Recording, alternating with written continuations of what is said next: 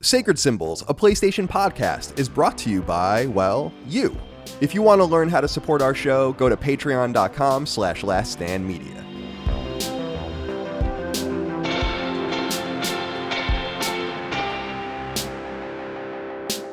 Greetings and salutations. Welcome back to Sacred Symbols, a PlayStation podcast. This is episode number 316. My name is Colin Moriarty. I'm joined as always by my son, Chris Raygun. Chris, go Yankees. How are you today, my friend? I'm doing good. I woke up a lot later today. I actually felt like I was back in my normal. I woke up about an hour ago. And I usually spend a little bit of time in bed, just kind of, waking up, waiting for my body to arise. But this time, for whatever reason, I was just like, oh man, it's not I'm not waking up. What's going on? I don't like this. Little boy. Yeah, I don't know. I'm going to rock you to sleep when we're done tonight. Oh, that's disturbing. I'll hold you in my lap and just rock you on the rocking chair. Oh, man. Place you in the crib. Sounds really awful. It is. It is awful. My camera's always, I don't know what angle my camera's supposed to have. I guess that's fine. Yeah. All right. Well, it's good to see you. Dustin Furman, executive producer, welcome. Seems like you got your camera fixed. I talked to you yesterday. Your camera was inverted. Yeah. It was like you were talking from the nether realm. Right. Dude, I've had a slew of technical problems where my camera wasn't working. My PC, I think I finally fixed it, knock on wood. I don't really know what was wrong with it still, but I messed around with it. It seems to be working now. So we've got all that sorted, but I'm doing just fine. I had it was the Aldi brand honey bunches of oats this morning.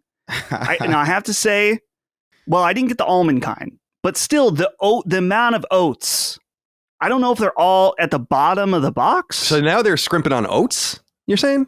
Well, this is Aldi. But I would imagine there would be some settling occurring. And then when I get to the end, usually that's where all the oats end up.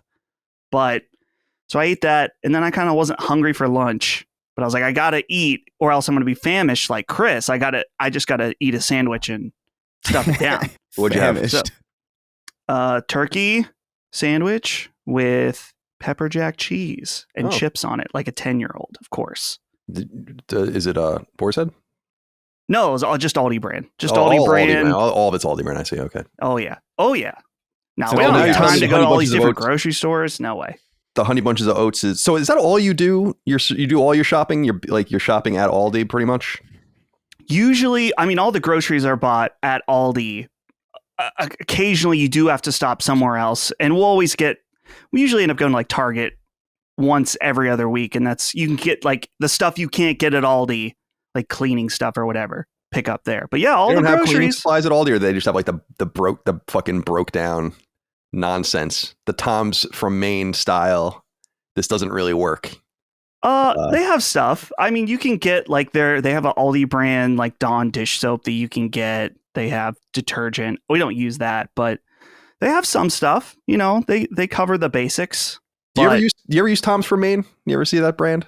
Isn't that the deodorant that doesn't work? Yeah, it's like the deodorant that just I don't know why you wear it, because it just doesn't actually do anything. Wait, it's Tom's from Maine is this boot. They were actually recently purchased by Palmolive or something, so they're totally. But it was a brand of granola type crunchy people would wear that, or they make toothpaste and other things, and it's all natural. And it's listen, go get your fucking Dove, go get your Band stick, go get whatever. Wear some. You got to wear real deodorant. Yeah. Tom's from Maine's not cutting it, in my opinion. There's a thing on Portlandia about that where it's all organic and it works. Kinda. And that's it kind of works. One Portlandia deep sweat though in Tom's and you're fucked. Oh my God, I'm deep sweating all the time. So yeah, wouldn't work. You're an Aldi household. I have a pitch. Oh, right. Okay. All right. So when Holly is about to give, I think you should just go to the nearest Aldi's. The baby can be born in an Aldi's. Yeah, right. No, here, Chris, I love the idea, but we need the sponsorship money. Right. Oh, that's right. Yeah. I'm not doing it for free. I love Aldi, but they already get enough free advertising from me on the show. If the baby's going to give birth live on stream, they got to sponsor it. And then we'll do it in the store, right in the aisles. I don't care. Be fine. That'd be insane. I hear that if you're born in an Aldi, it's like being born on an Air Force base and overseas. If you're born in an Aldi, you become a German citizen. Wow. Yeah. It's Yeah. dual citizenship. Okay. So That fucking and Trader stupid. Joe's. It reminds me of so I was a Trader Joe's person for a long time. Like when I discovered Trader Joe's, I was enamored with it because we didn't have it in Boston when I went to school there, and it like wasn't really a thing before that anywhere. Yeah. When I went on Long Island, and now it's everywhere, obviously. But I discovered it, and I discovered that it was like cheaper and pretty good than like a regular grocery store. But two things: one, you still had to go to what would it be? I almost said Shaw's, but that would be like a very Boston thing. You'd have to go to like Safeway to get like some things or whatever. And then the bread situation at Trader Joe's. Have we discussed this before? The bread is so good at Trader Joe's, but they don't use preservatives. So it literally goes bad before you even get it to your fucking kitchen. It's like I have bought bread there or tortillas or something and then gone to use it like a day or two later and it's already like moldy.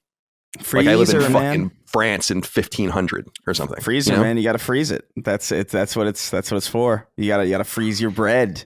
Certainly freezing bread taints it. I've heard of this, of course, that you can put it in there, but I'm like, imagine like it's certainly going to get a little frosty.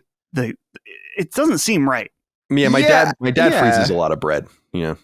It doesn't help it, but I don't know. It doesn't hurt it to the point where it's still not good bread. You know what I mean? Like bread has like a ceiling and like a floor. I think where like the floor is like moldy, and then the ceiling is like, oh, this is pretty good bread. You know, like I don't really know how much worse freezing it. Obviously, you're not going to eat it right out of the freezer, like a psycho. But oh, dude, you know, you have to toast it though. When you freeze the bread, you are committed to toasting, which is unfortunate. You know? Sometimes you can get it. Some of them work pretty okay without it, but yeah, you're right. Really, you can defrost a piece of bread and it's not wet. Well, yeah. Because we go to like BJ's and get bagels sometimes, and by we I mean Micah, and then we freeze them, and by we I mean Micah. They come out. You just take it right out of the freezer. You cut them already, so you don't have to like have a fucking problem. And then you put it right in the toaster, and then it comes out. It's great, you know. So I can't complain about that. My dad would eat so much Italian bread when I was a kid. He still does. Like, you know, it's not really Chris, you know what I'm talking about. It's not really a huge thing anywhere else, but like you would get like really good Italian bread at like local bakeries or the supermarket or whatever. And then my dad would just eat so much of it, he'd just throw it in the freezer. Always had, it's like we had a small Italian woman living in our freezer that was kneading the dough, putting the sesame seeds on top of it. But it wasn't. I would buy, I would have these, sometimes I would buy just like a big like Italian baguette, and that would be like the bread that I was eating, and then I would have like the slices for sandwiches. But I would walk around with that thing. I would walk around my apartment with that thing, just like snacking on a fucking baguette. I don't think it's technically a baguette if it's an Italian thing, but you know what I mean. The general kind of idea of a bread sword. No credit for the French. No. Cody Jones wrote into us, said, "What's up, my solidas, Colin? I'd like to ask a simple question. How are you? I've noticed your ungrateful sons never ask how you were doing after you ask them at the beginning of every show, so I figured I'd check up on you. Listen, Cody, no one gives a fuck less about me than the people closest to me. That's what I've noticed in my own life. You know? Believe you me. Now, how am I? I'm fine. I woke up at 10 in the morning today.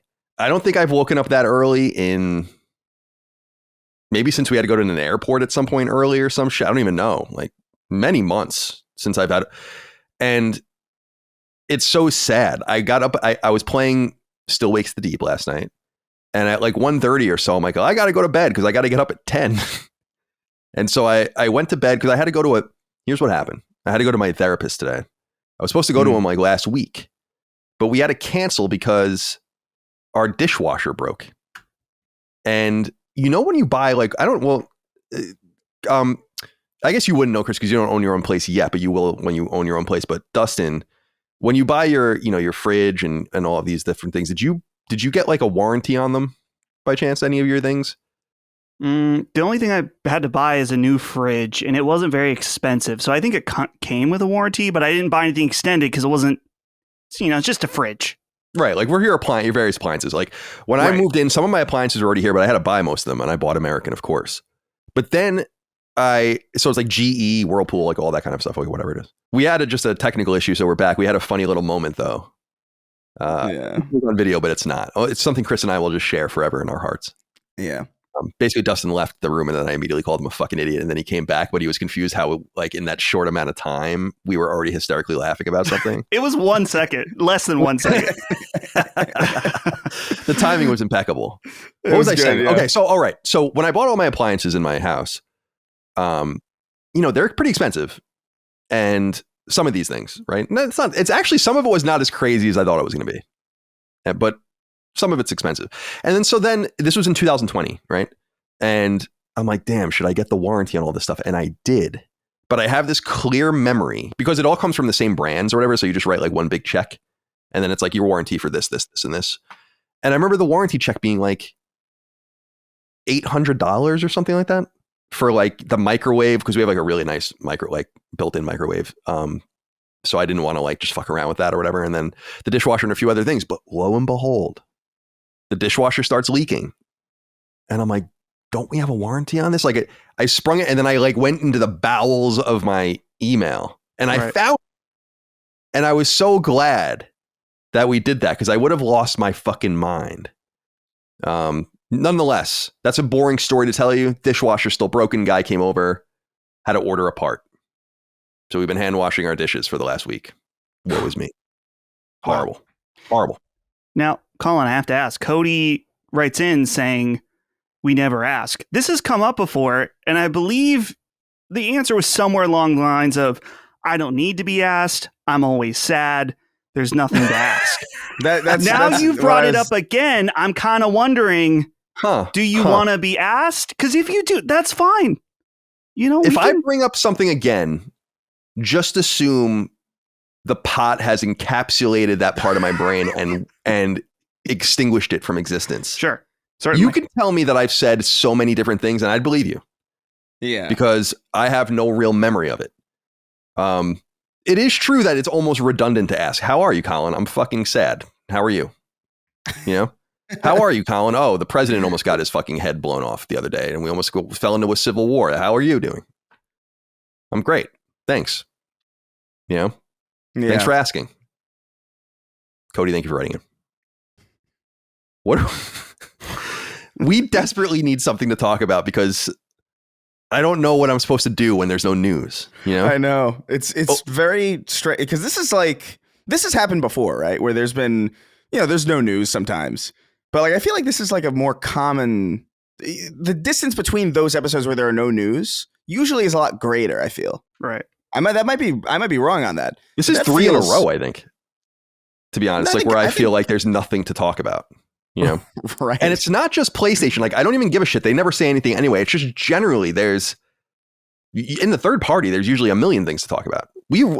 People think we stretch it out on purpose. I mean, we do. We're a crazy long show, but it's like, we can fill the time. But now people are complaining that, and they're only fake complaining, obviously, but it's like the shows are only 3 hours and a little change or whatever. I'm like, dude, I am trying so hard. I don't know what you want from me. Yeah. I'm trying so hard. Cody, I am well. What is this? Sacred Symbols, a PlayStation podcast. We record so many shows, Yeah. It's hard to keep track of them all anymore. I don't know what's going on.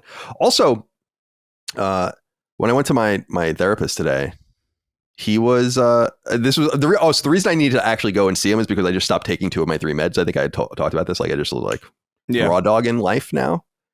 He's like, how you feeling? And I'm like, I'm okay. And then at the end of the meeting, he said to me, he was like, at the session, he was like, you're the kind of person that would rather bite on a stick than help yourself. So just remember that the medication is here in case you need it. Like, kind of like, it's okay, And I'm like, no, doc, I'm raw dogging. Mm-hmm. We're going all the way through now. You told your therapist that you are raw dogging? No, I wouldn't say that to him. I don't know if he would get it, That's a shame. Although I did go last time or 2 times ago and I had that Incubus shirt on that I wear, because that's like now one of the 7 shirts that I wear. As I've always say, like there's just, even though I somehow have 700 shirts in my closet, I just wear about 5 of them at a time. And that would happen to be in circulation. And he was like, oh, I love Incubus. And I'm like, Could we be friends? By the way, JD Vance, vice presidential candidate, the first presidential or vice presidential candidate that has reasonably probably listened to 311, or at least knows who they are. The first presidential or vice presidential candidate from a mainstream party that knows who 311 is. Potentially. He's what, 39? Yeah, he's my age. Wow. That's crazy. What's Isn't your that excuse, crazy? Colin? You should be well, why aren't you a vice president? Well, we're working on it. Yeah. But as I've said in the past, when Chris and I get in office, we're not leaving. Yeah. We're taking over. Now it's going to be totally benevolent. I don't want to get it twisted, but I'm power hungry and I want to stay at the top, so I'm not leaving. This is Sacred Symbols, a PlayStation podcast. We go live each and every week. You can get us 3 days early and ad-free over on Patreon, like many thousands of you do over at patreon.com/laststandmedia. How are we doing over there right now? We're a little flat. I don't blame you guys, really. I mean, like, it's not very exciting out there right now. Let me see the screen. We have 13,434 paying customers right now per month. That's much appreciated. Come join them. $5 tier is the kind of the sweet spot, and you get so much at that tier, but you get a lot at any tier you join. $1, $2, $5, $10, $25. At the $5 tier, the sweet spot where most of you are, early ad-free access to every episode of this show, access to every episode of Sacred Symbols Plus, our supplement to this show that goes live once a week. And now we're going to be putting it, it's like once a week, then twice a week, then once a week, then twice a week, actually moving forward. I wrote a letter about that over on Patreon, and you guys can check that out. Of course, early access, ad-free access to all of our other shows as well. Defining Duke, the Xbox podcast, Punching Up, the Nintendo podcast, Constellation, the Conversational podcast. What else is there? Summon Sign, the Game Conversation podcast, and so on and so forth. We appreciate you guys. Couldn't do it without you. Also, name in the credits. What else? Discord access, Yep. RSS feeds for all the different shows. And by the way, I don't know if I said this on the show publicly or not. Multiple RSS feeds is coming. This is something that it's actually a joke between me and Patreon at this point, because we have little meetings with them and they're always like, oh, what do you guys, how you doing? Like, what do you think of this? How do you think of this? And like, as I've said in the past, they run betas on our Patreon too, to see how things work and kind of get data. And every single time I'm like, I want multiple RSS feeds. Like, I don't understand how we have one unified, which is great if you're a fan of all the shows. But if you want just the Sacred Symbols Patreon RSS feed, just the Defining Duke one, apparently that's coming. Very excited about that. But remember, if you don't want to use Patreon, you can just sign up and then use the RSS links to send it right to your podcast service of choice. That's what I do with a bunch of different podcasts that I sign up to as well. Not only on Patreon, but other services. So do consider it and join Discord. How's Discord doing these days? Good? Oh, just as wild as always. Yeah. There's, I got to say, my favorite channel right now, the Retro channel, shout out. Less degenerates in there. Always good conversation. Fewer degenerates. Fewer degenerates. You can count the amount of degenerates. Well, not always. Not in this, in our channel. If you take our Discord as a whole, it is less degenerates. I truly cannot count them. So, yeah, we have a great time over there. Join us, hang out, get turtled, get booked, get mirrored. All the Booked. vernacular. Mirror is I like the mirror, the book and the mirror. Now, is that I've never been in any other Discord but our own. Yeah. Is the book, the mirror, and what is the other one? The turtle. The turtle, right? Are those, so the turtle is like this has already been posted. The mirror is like, look in the mirror, kind of like you're describing yourself or something about yourself.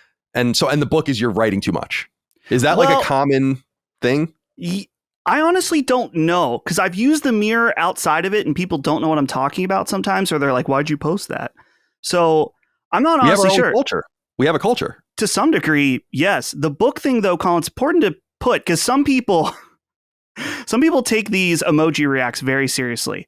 If you get booked, it's not necessarily you're writing too much, and it's an acknowledgement of length in general. It's just like, hey, you get booked. If you write a lot, you get a book. And that's just how it goes. You got to just accept it, along with the turtle. Right. Which the turtle, as you mentioned, is if someone already posted something within the last hour, like reasonably that you could have seen it, you get turtled. If you delete the post, you better watch out. You might get banned. It's literally in our rules. You cannot delete it. It's against our culture. Mm-hmm. We have cultural norms and mores. Certainly. In the world of Last Stand Media. So. Oh my God. One day, an alien anthropologist is going to go through this and discover our own culture of turtling. Right. I do my own sort of turtling, turtle heads, you know. Do you think there would be any meaningful information that an alien could glean if our show was the only remaining evidence of humanity? Maybe, like, they can probably see who we are, like what we're kind of like look like. We speak, you know, and we can see. They probably glean some basics off of us. This is very much in the frame of mind I'm in right now because of the books I'm reading. It's funny that we bring this up. Maybe it's not so funny since I'm reading those books. Shout out to those books. About halfway through the 3-body problem right now. Pretty interesting. A little slow, though. Gotta be honest with you, a little slow. Sacred Symbols is sponsored by BetterHelp, a novel way to seek the therapy you may need. Learn more right now at betterhelp.com/symbols and get started today. In our interconnected world, it's quite easy, astonishingly so in fact, to compare and contrast our own lives with the lives of others, seeing only what someone wants you to see, portraying a situation that almost certainly doesn't reflect reality. But this level of shallowness should actually be a wake-up call to all of us in a way you may never have considered, specifically when it comes to real happiness, truly being content, and living the best life you possibly can. And none of that can be found on Instagram or X or anywhere else really. It all begins and ends within. And a great way to find that essential balance is with therapy. But typically speaking, therapy just isn't that accessible. And even if it is, it still requires a series of hoops to jump through. Visiting an office in person, expensive insurance, time off work, and so on. But what if therapy could just be easier, more affordable, and more accessible than ever? With BetterHelp, it can be. It is. BetterHelp removes virtually all of the barriers standing between you and high-quality therapy. Therapy that can help you navigate life's ups and downs, from relationships to work to family and more. That's because BetterHelp conducts its therapy remotely, whether via audio, video, or even just by text. All you have to do is fill out a brief questionnaire to get matched with your therapist, and if you don't think it's a good fit, you can try another therapist with no issues. Now, I'm a personal believer in therapy. I literally just saw my guy this morning from when I'm writing and recording this ad, in fact, true story. But I'm lucky. I have a local practitioner, insurance, transportation, a flexible schedule, basically the royal flush of situations. But it doesn't have to be so complicated, and with BetterHelp, it isn't. Therapy has helped me at many different points in my life, spanning all the way back to the early 90s, and I think it can help you too. So stop comparing and start focusing with BetterHelp. Visit betterhelp.com/symbols today. That's betterhelp.com/SYMBOLS to get 10% off your first month of therapy sessions. Again, that's betterhelp.com/symbols for remote online therapy that's affordable, convenient, high quality, and effective. That's betterhelp.com/symbols. What's going on here? Oh, Dennis Lofgren wrote in, said, "Yo, Sacreds. In the Sacred Discord, Ben recently made a new channel asking for people to send in suggestions for shorts and laid out instructions for how to provide suggestions and to keep the channel clear of conversations. The first message is a suggestion with no link, no timestamp, no episode number, and right after a conversation ensues. Everyone really is illiterate. Also, you can use this as an opportunity to promote this new Discord channel and request short suggestions. Keep up the great work, guys." Thank you, Dennis, for writing in. So that is one of the things going on Discord right now is that Ben's been working all year on our shorts, like not the ones you wear. No. The ones on YouTube, and then like obviously the social kind of videos that we try to share on our social links or whatever on social feeds. And he's running out of things. I don't blame Ben. Doesn't want to watch the shows. Let's just be honest, right? And can you really blame him? You know? So I was like, I went and talked to him, and I was like, we maybe got to start sourcing this from like, maybe we'll just go to the audience and have them even try to do these in a freelance capacity. And he had kind of the clever thought, I thought, of just trying to seed it from the audience directly. So you can go over to the Discord now, and there's a channel where if you think something insane or funny or interesting or whatever happens on the show, you can tell him, and it might make it into a clip that we share around, which we appreciate. So go check that out. And are most of you illiterate? Absolutely. Yeah. I thought that this is so funny because it's exactly what happened. I went and read the channel yesterday when I saw it went up, and that's exactly what happened. Ben had this whole detailed, like, this is what I need. This is kind of the thought behind it. And then the first thing is just ignores all of that. As if nothing was written at all. They're like, I want a compilation of every time Collins farted. It's like, okay, well, do you think, would that make a good short? Just like the 3 or 4 farts that's been on. I mean, yeah. And there's been so many more than that, but I often mute. Oh no, you because I don't know if it's going to come through or I'm going to shit my pants. You know, like there's a non-zero. There is a non-zero chance that I'm going to shit myself. So if I do that, I have to kind of play it off. You know, you're a gambler. Then that's a gambling man. You got to know when to hold him. I was born a gambling man. Yeah, I totally was. I've shit my pants many times, and some dramatically, some not so dramatically. I don't want to take that kind of risk. So I let the poops go through that I feel like are going to be loud and that I know are safe. And if the poops, like not every fart is in the danger zone, but there is a category of fart that feels like it could be in the danger zone, but it usually isn't. And that's where you get dangerous, you know? Right. Because I'll let them rip and I'll let them loose if I'm feeling, wily, but don't want to take that kind of risk. So I've muted good ones, unfortunately. Like, I recall Micah saying someone was bringing up, because there was a fart recently, the one that blasted without any boosting onto the show. Right. That's a good one. Yeah. Micah said in general, you just have extremely high volume, gas. I'm farting and burping all the time. Right. I don't know why that is. My dad was kind of like I don't know if I'm actually doing it more than the normal person, because I don't understand. Like, how are you not farting and burping throughout the day? Of course you are. You have to. Yeah. Farting, like, you have to. But I just think people hide it, and I don't care. Like I want to go for the loud farts. And it reminds me a lot of my dad, because my dad and I used to think farts were so funny. I think we still think they're so funny. And like my dad would go into like Yankee Stadium or so wherever we were and like go to the urinals, and he would just fucking rip a fart in like public. Like, sounds like my dad. And too. We would think it was so funny, So I think I was just kind of implanted with that as like a young kid. I'm like, yeah, everyone thinks farting is funny and burping is funny or whatever. And so and Micah gets mad at me because I keep forgetting when we have people over. And I do things like we had people fixing our molding over like some time ago, and I just like ripped a huge fart when I was like walking down the hallway upstairs, not even thinking about it. And Micah's like, "What are you doing?" Like I don't know, man. I'm just living my life. I respect the public farting.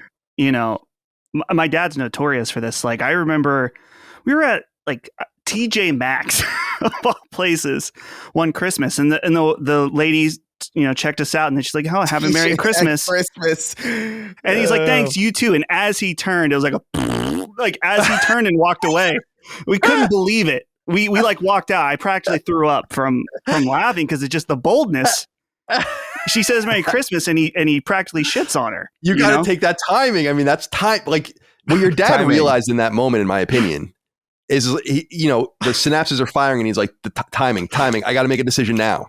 Right. Because the fart's there. She just said Merry Christmas to me, and he made a decision. Well, he turned his head at the last second. Here's the thing. That's right. He has God adapted. Intervened. He's adapted slightly, because I think it doesn't get on my mom's nerves, but she's like, Travis, what are you doing? Like that. I was with him at an outdoor mall over in Grove City, and he opened the door for Holly and I. And which was very nice. And then as we walked in, I heard him rip a huge fart. And we go into the store and it's dead silent.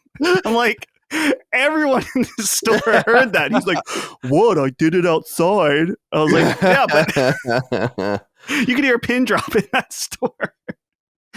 Is your dad a gay fashion designer with that voice?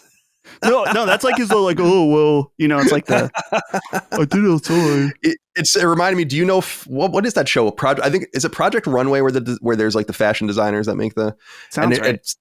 I have no earthly idea. There's that gay guy that always wears suits. Is his name Tim Gunn or something like that? I have no idea. And he says, someone out there is going to know what I'm saying. And he sounds just like that because he's like designers, like that kind. And that kind of sounded like the voice that you were doing, Now, I don't know that guy's name, but I know who you're talking about. Yeah. I think we got to clear the air. Welcome designers, like that kind. And that's like that's a famous, that's the gay inflection. That's the 90s. That's the 90s gay. That's wonderful. 90s gay, right? Yeah, I love it. Yeah, that's 90s gay. When you talk like that, there's no doubt, who you're talking to, and that's wonderful to know. Like a macho dude is not going to come, a macho straight dude. You can be a macho gay guy. A macho straight dude's not going to come up to you and say and sit and talk like that. Right. So you kind of just know like where everyone stands, and it's wonderful. Right. Now, Chris has been a little quiet. I feel like maybe a little. I don't know. I'm getting a I don't know, of a condescending feel or something. I don't know. Chris doesn't. Is this too lowbrow? I mean, Chris, he's the guy. I think on this show early on, you said you never peed in a urinal. So I don't know. Is that not true at all? I swear you said this. That can't be true. That's a fever not dream. true at all. I've never farted at a urinal. Farted at a urinal. Maybe that's something. You know, never. Even when you're alone. At a if I'm at a urinal, there's usually somebody else in there, and I just feel too weird about it. You know what I mean? To me, when I walk into the bathroom, like I'm not gonna like just fart on someone, or like if I know it's allowed for, I'll try to be more discreet or whatever. But you're in the bounds of that bathroom, anything goes. Yeah, no, I guess I don't know. I never really thought they were like exceptionally funny. And like I remember like being in rooms where everybody was like laughing, and I just like I didn't really understand it because it was like a very neutral thing to me. Or just like borderline, just kind of like very forgettable. But I do know that it's like it's a comedy thing. Like it's like oh, so many movies and kid shows, like a huge fart would rip and then there would be this big laugh. But I guess that cemented in my mind that it was like too easy or something.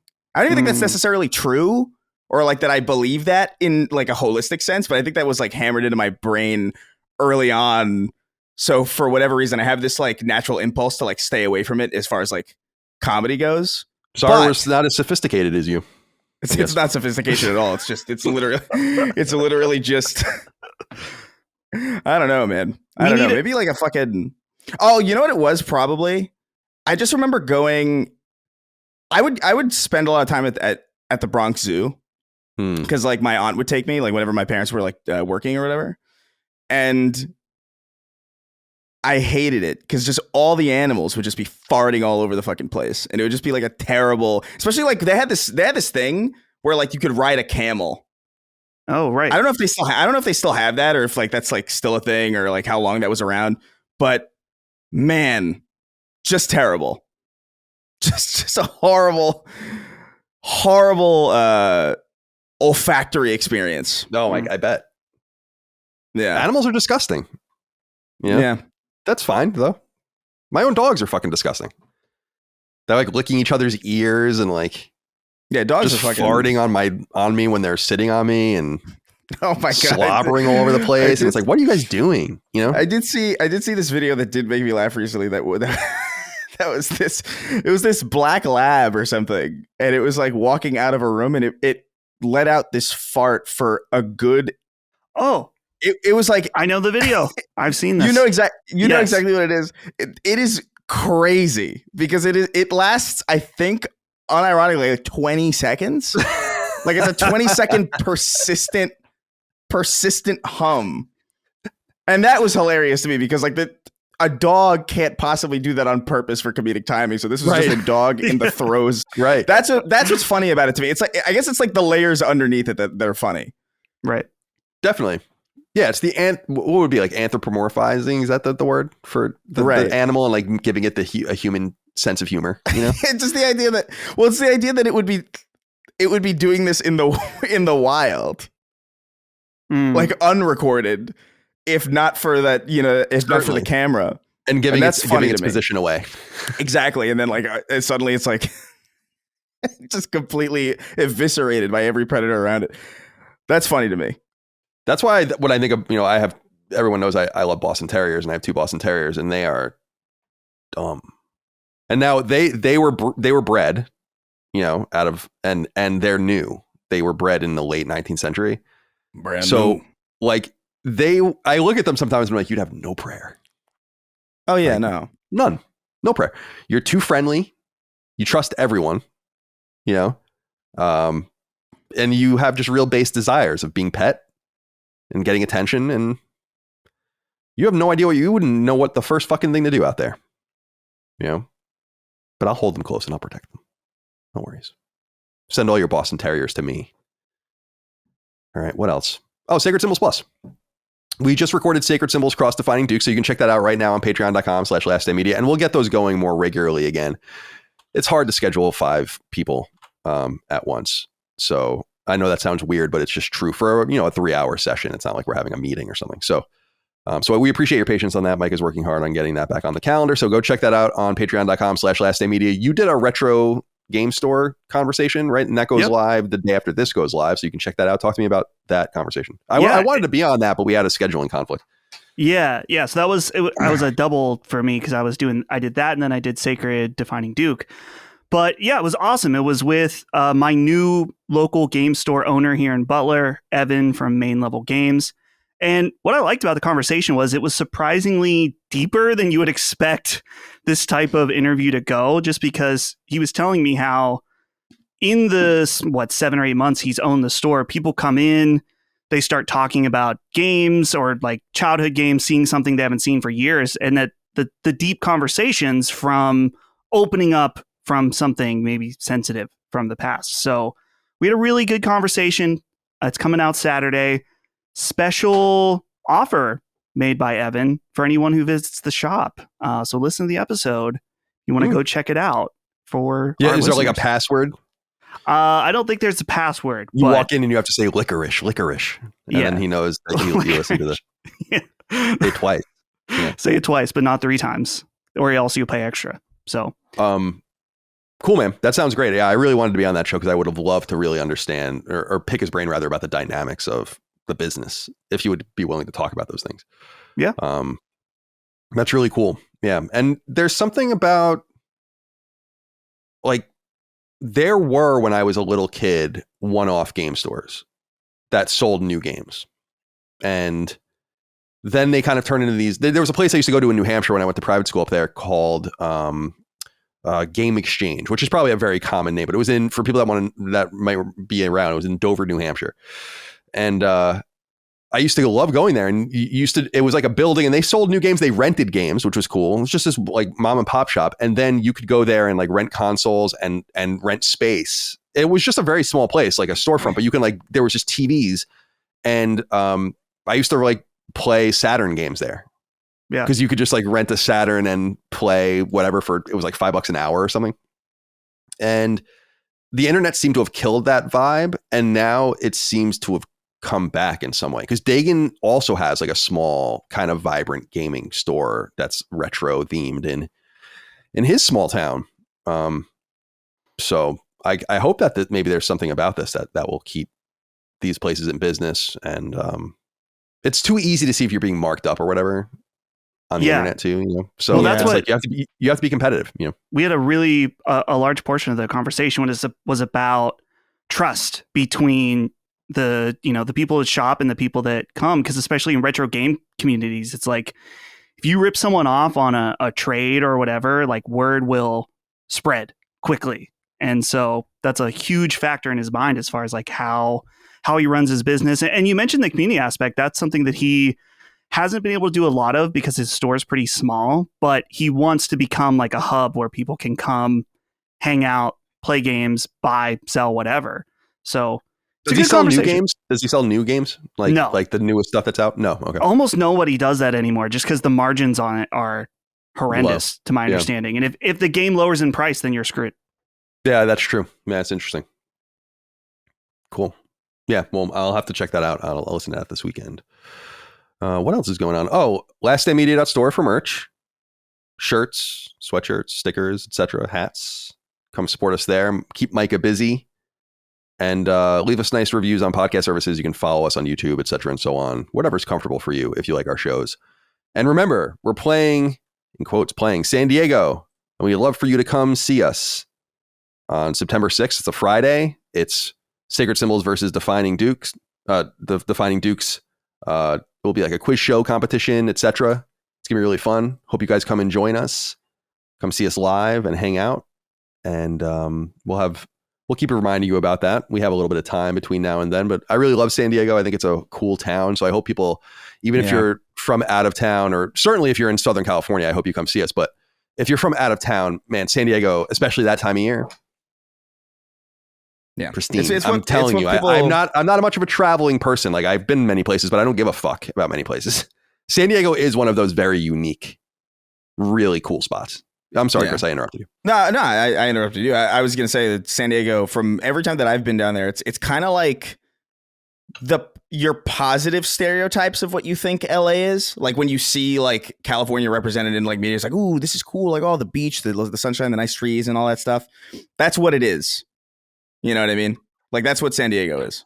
I remember coming to LA for the first time and being like, where's all the stuff that I expected? And it's like, oh, it's very far away or in San Diego. And it's like, oh, It's under all the smog. Under all the smog. Dude, I remember. I will say that was a little overstated. overstated. Like, I don't feel like LA is as smoggy as I thought it was going to be. I feel like that they solved that in the 90s or something. Like, it was really bad. Yeah. Oh, I don't know. The thing about it is that, like, specifically during the beginning of the pandemic when nobody was driving, you could literally see the smog go away. Like, you could see it.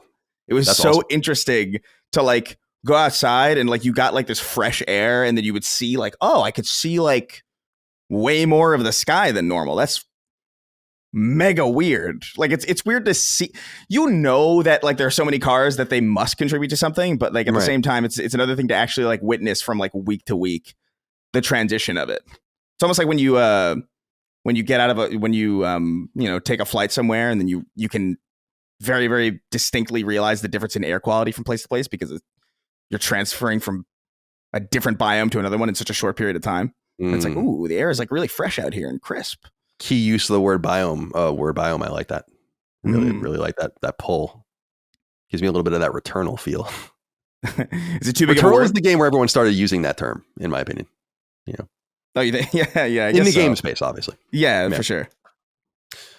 Yeah, you're right. I guess I would have loved to have seen it because I didn't live there during that time. LA. I guess maybe I was conflating the what was smog with like it's just hot, and you know you kind of see hot air as like that.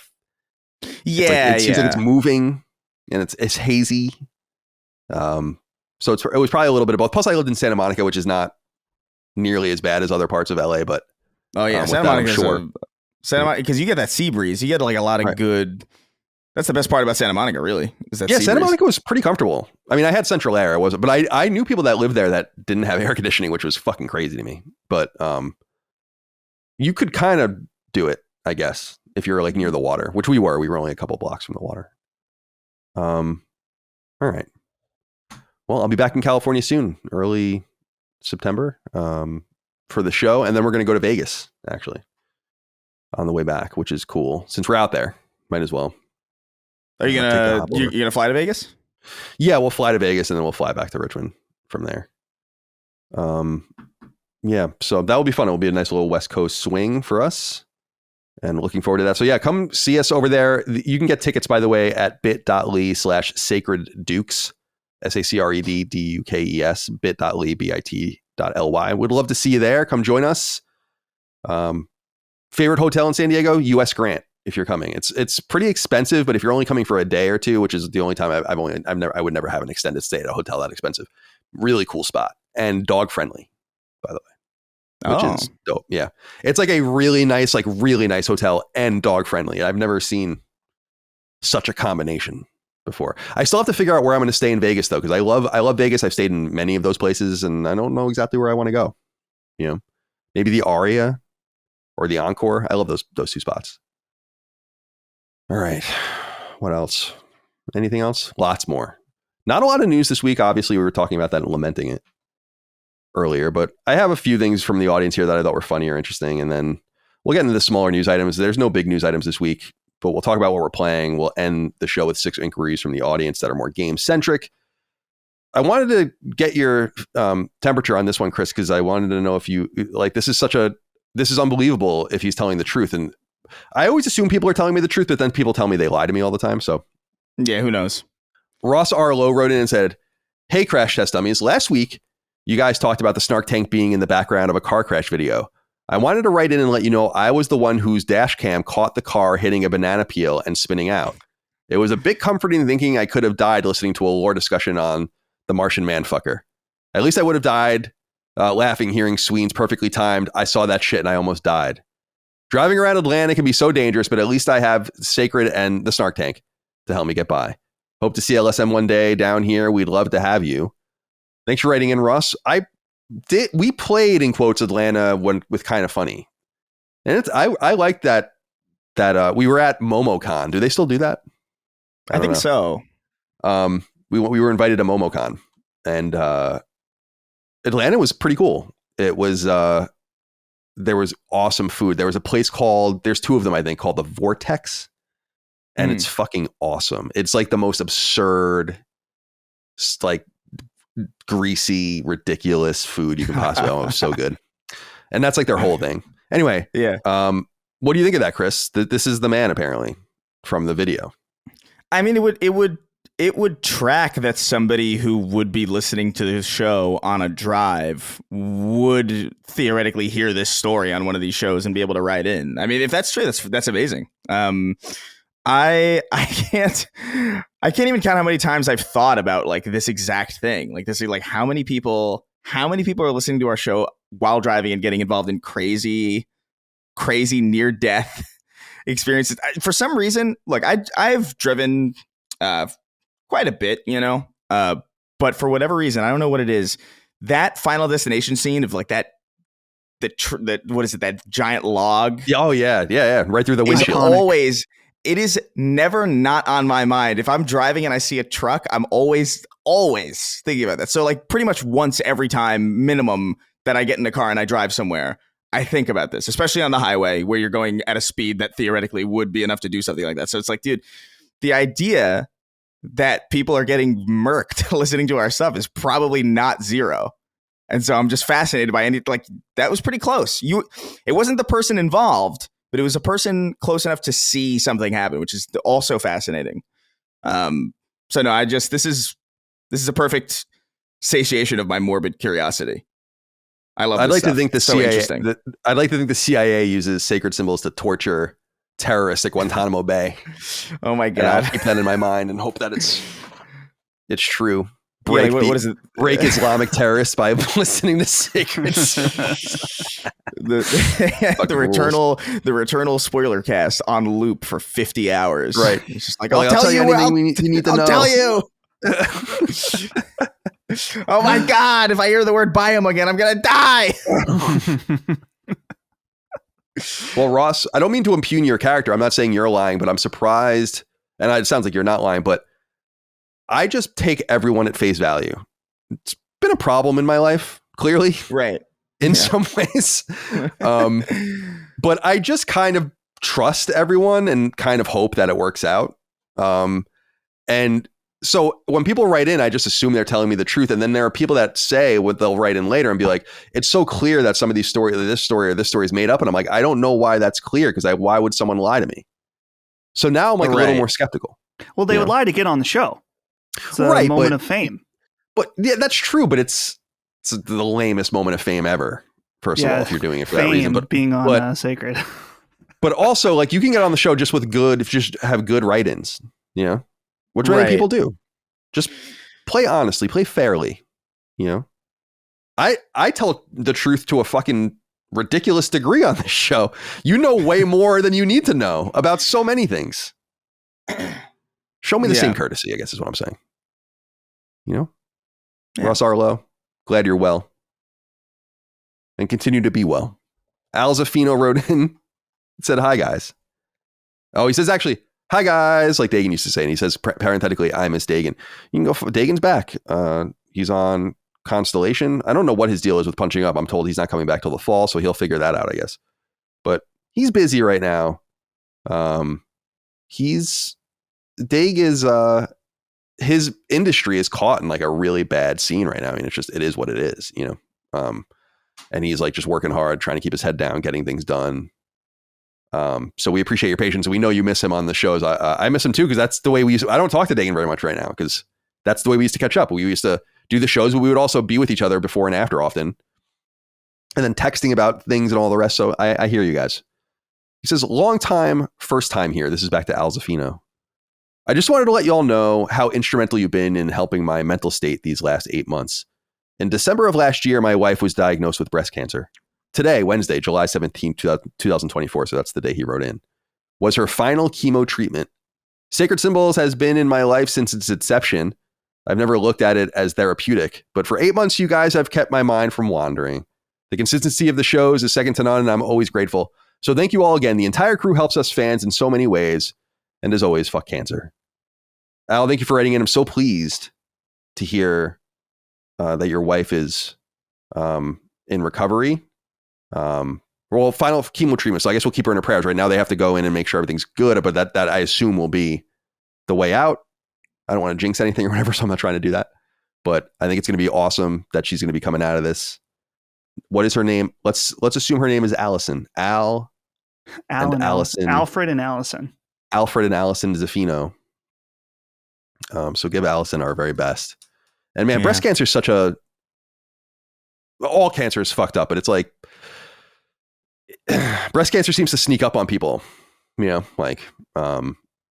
and it's good that like we've implanted in our society, like more and more people getting checked out and all that. And hopefully what my hope is that it will become cheap enough for people to just start getting screened like more thoroughly for all these kinds of different things. Like you see the commercials for the Cologuard or whatever, where you can get like screened for colon cancer and all that. You just have to poop in a bin or whatever. And then mail it away, and they'll tell you if you have it or are susceptible to it or something like that. And I think that's like hopefully where we come, so we have fewer of these stories. And then you don't have to look at Sacred Symbols Al as therapeutic. You can look at it just as whatever it is. Stupid. Yeah. Give our very best to your lady. Joe B wrote in and said, all right, so by the way, we talked about this on Sacred Symbols Plus already, so people can go listen to that for Sacred Symbols Cross Defining Dukes. We talked about the weirdness around Butler, Pennsylvania right now. Let's call it that, if we might. So Joe B wrote in and said, hello, Sacred Boys. I feel we all must address the elephant in the room. Where was Dustin during President Trump's attempted assassination?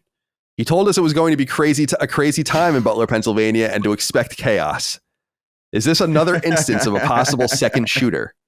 Do we know Ben isn't connected in some way?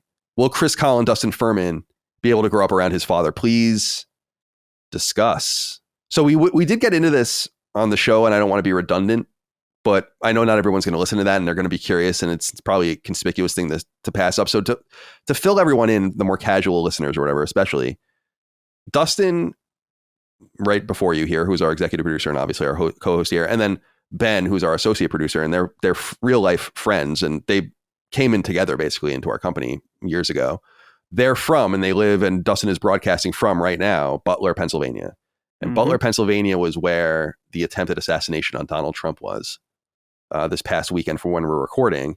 And people have been writing in ad nauseum because of two things. Jaffe and I on Moriarty Cross Jaffe, Sacred Symbols Plus episode, talked about how weird it was that there haven't been any assassination attempts since 1981 on a presidential or president, really, we were talking about. We were talking specifically about how cool it was when the Secret Service agent pulled the Uzi out of his suitcase and all the rest. And you guys can go look into that Reagan assassination attempt. So that happened. And then we talked about how on, I guess, last episode, how Trump was coming to Butler. And we asked if you were going to go and all. We talked pretty deeply about it. And then it becomes like, this is an iconic moment in American history. It could have been literally one of the most horrific things that has ever happened in American history and would have led us down. I'll get to that in a second. Yeah. But that's just the setup for everyone to why it's relevant to our show. It's also relevant because it's a fucking crazy thing that happened in our country, but and touches everyone in some way, but it's very close to home. So on Sacred Symbols Plus, we discussed it a little bit with the guys from the Dukes. But is there anything else you want to say? How is it going? How's Butler? Yeah. Well, so yeah, the event was at the Butler Farm Show grounds, which I've been going there for the Butler Farm Show my entire life. And in fact, I sent you guys, you keep seeing the images of the overhead, the satellite image of where everything happened, where the AGR building was that the shooter was on and stuff like that. And I looked, and in your Apple Photos app on your iPhone, you can see a map of every photo you've ever taken. And I realized that I had gotten a deep fried Pop-Tart mere feet away from where the incident had happened. And just in general, the fact that this happened at the Butler Farm Show, I'm looking at, there's the counter sniper that's on the barn roof. I'm like, oh yeah, that's where they keep the pigs in that barn that you go and you can look at. It's been very surreal. Especially, I was showing Holly last night. There's a bunch of memes coming up now that mention Butler, PA in them casually. And I even put a joke on Twitter like 3 years ago. It's like, yeah, I'm from Butler, PA, where we've been on the front page of Reddit for a rock that people keep running over and getting their car stuck. This guy that slapped someone at Burger King. And we were on the front page because the judge's son was a pedophile. And that's about it. You know, we made the Jeep here years ago, but Trifecta. That's all we got. Trifecta. Yeah. But now Butler, PA, the most famous place, especially earlier this week, it was the most famous place in the entire world. It was last night, too. I don't know if you guys know, it used to be All Gas, No Brakes, but now he's Channel 5, Andrew Callahan. He has an episode that came out. He was there the day after the assassination. And so he's interviewing people at the Sheets right nearby. I'm like, holy shit, that's the Sheets I've been to a million times. Is that the Sheets where I was drunk that night? No, different Sheets. Oh, bummer. Yeah. Yeah. So I would have had a little connection to history. Yeah, a little connection there. But one other wild thing is that they did take him to the hospital that's near my house that we keep joking about that Holly's going to walk to. So there's a video came out of the motorcade coming up to the emergency room. Like, I know exactly where that is. There's a light down just a few blocks away. You can watch a video of the motorcade coming in. So he was very, very close to my exact home.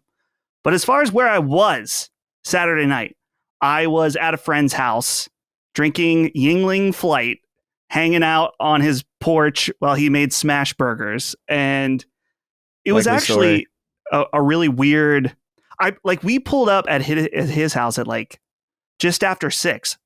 So practically right when it happened. And I remember pulling out my phone and be like, something's going on 2 miles away. Cause he lives really close to there. So we could hear the sirens going off. And it was kind of scary. One of the guys there, his entire family was at the rally. So when I was like, hey, something's going on, he went and like immediately had to call his family. He ended up leaving early. His family's fine.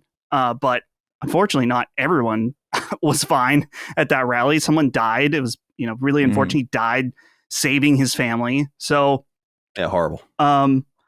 It's just been a really surreal and weird time. I haven't been out of the house too much. Holly and I went to McDonald's and I overheard these old guys talking about like, oh, what were they doing? What was the secret? They should be ashamed of themselves, like just talking very loudly or whatever. So it's certainly a buzz still here. But yeah, I bet, man. The strangest thing is now, and I guess this kind of bleeds into the next question a little bit, is that it's been odd that our local police have been, I don't want to say under attack, but there's been a lot of back and forth about Secret Service kind of shifting blame and certain things going on. People that I'm well aware, like the one of the heads of police, stuff like that, being on the news, being like, no, this isn't what's happening. So it's a very odd situation. I'm very curious. I haven't driven by the site since it happened, but it'll be weird. I probably won't be able to go to the farm show this year, unfortunately, because it'll happen right around the time the baby's born. But I just wonder, when people are there for the farm show, are they going to put like a statue there? Are they going to, everyone's going to be there like looking like, oh, there's the building, mapping it out. They're going to make a picture of like, and it'll be a little more dramatic because he turned his head, obviously, and it's like a really lucky thing or whatever, but they should really make it more dramatic, for history, where he's like kind of ducking down like a statue of Trump, but he's like kind of beginning to duck or whatever, or like kind of flinch, like almost like a Matrix like move. And that's kind of the memorial that they'll put there. Yeah. For the event, ultimately, in 50 years. I'd like to think it's a statue. He's doing the thing, the iconic photo image, but he has no shoes on. He's like, get my shoes. That's what we were saying on Sacred Duke. He's 3 times, get my shoes. Let me get my shoes on. Let me get my shoes.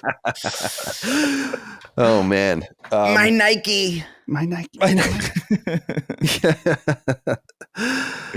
Dude, it's crazy. And, so another wrinkle to this, and we discussed this on the show too, but just to quickly throw it in with Ben, is Ben, our associate editor, Ben Smith, was the mayor of Butler.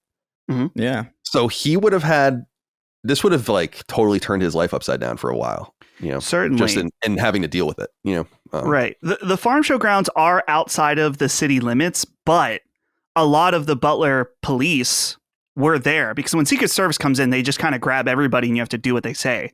So apparently our current mayor talked to Biden on the phone or something. So I don't know. But yeah, it certainly would have been absolutely crazy for Ben because a lot of his police guys would have been involved.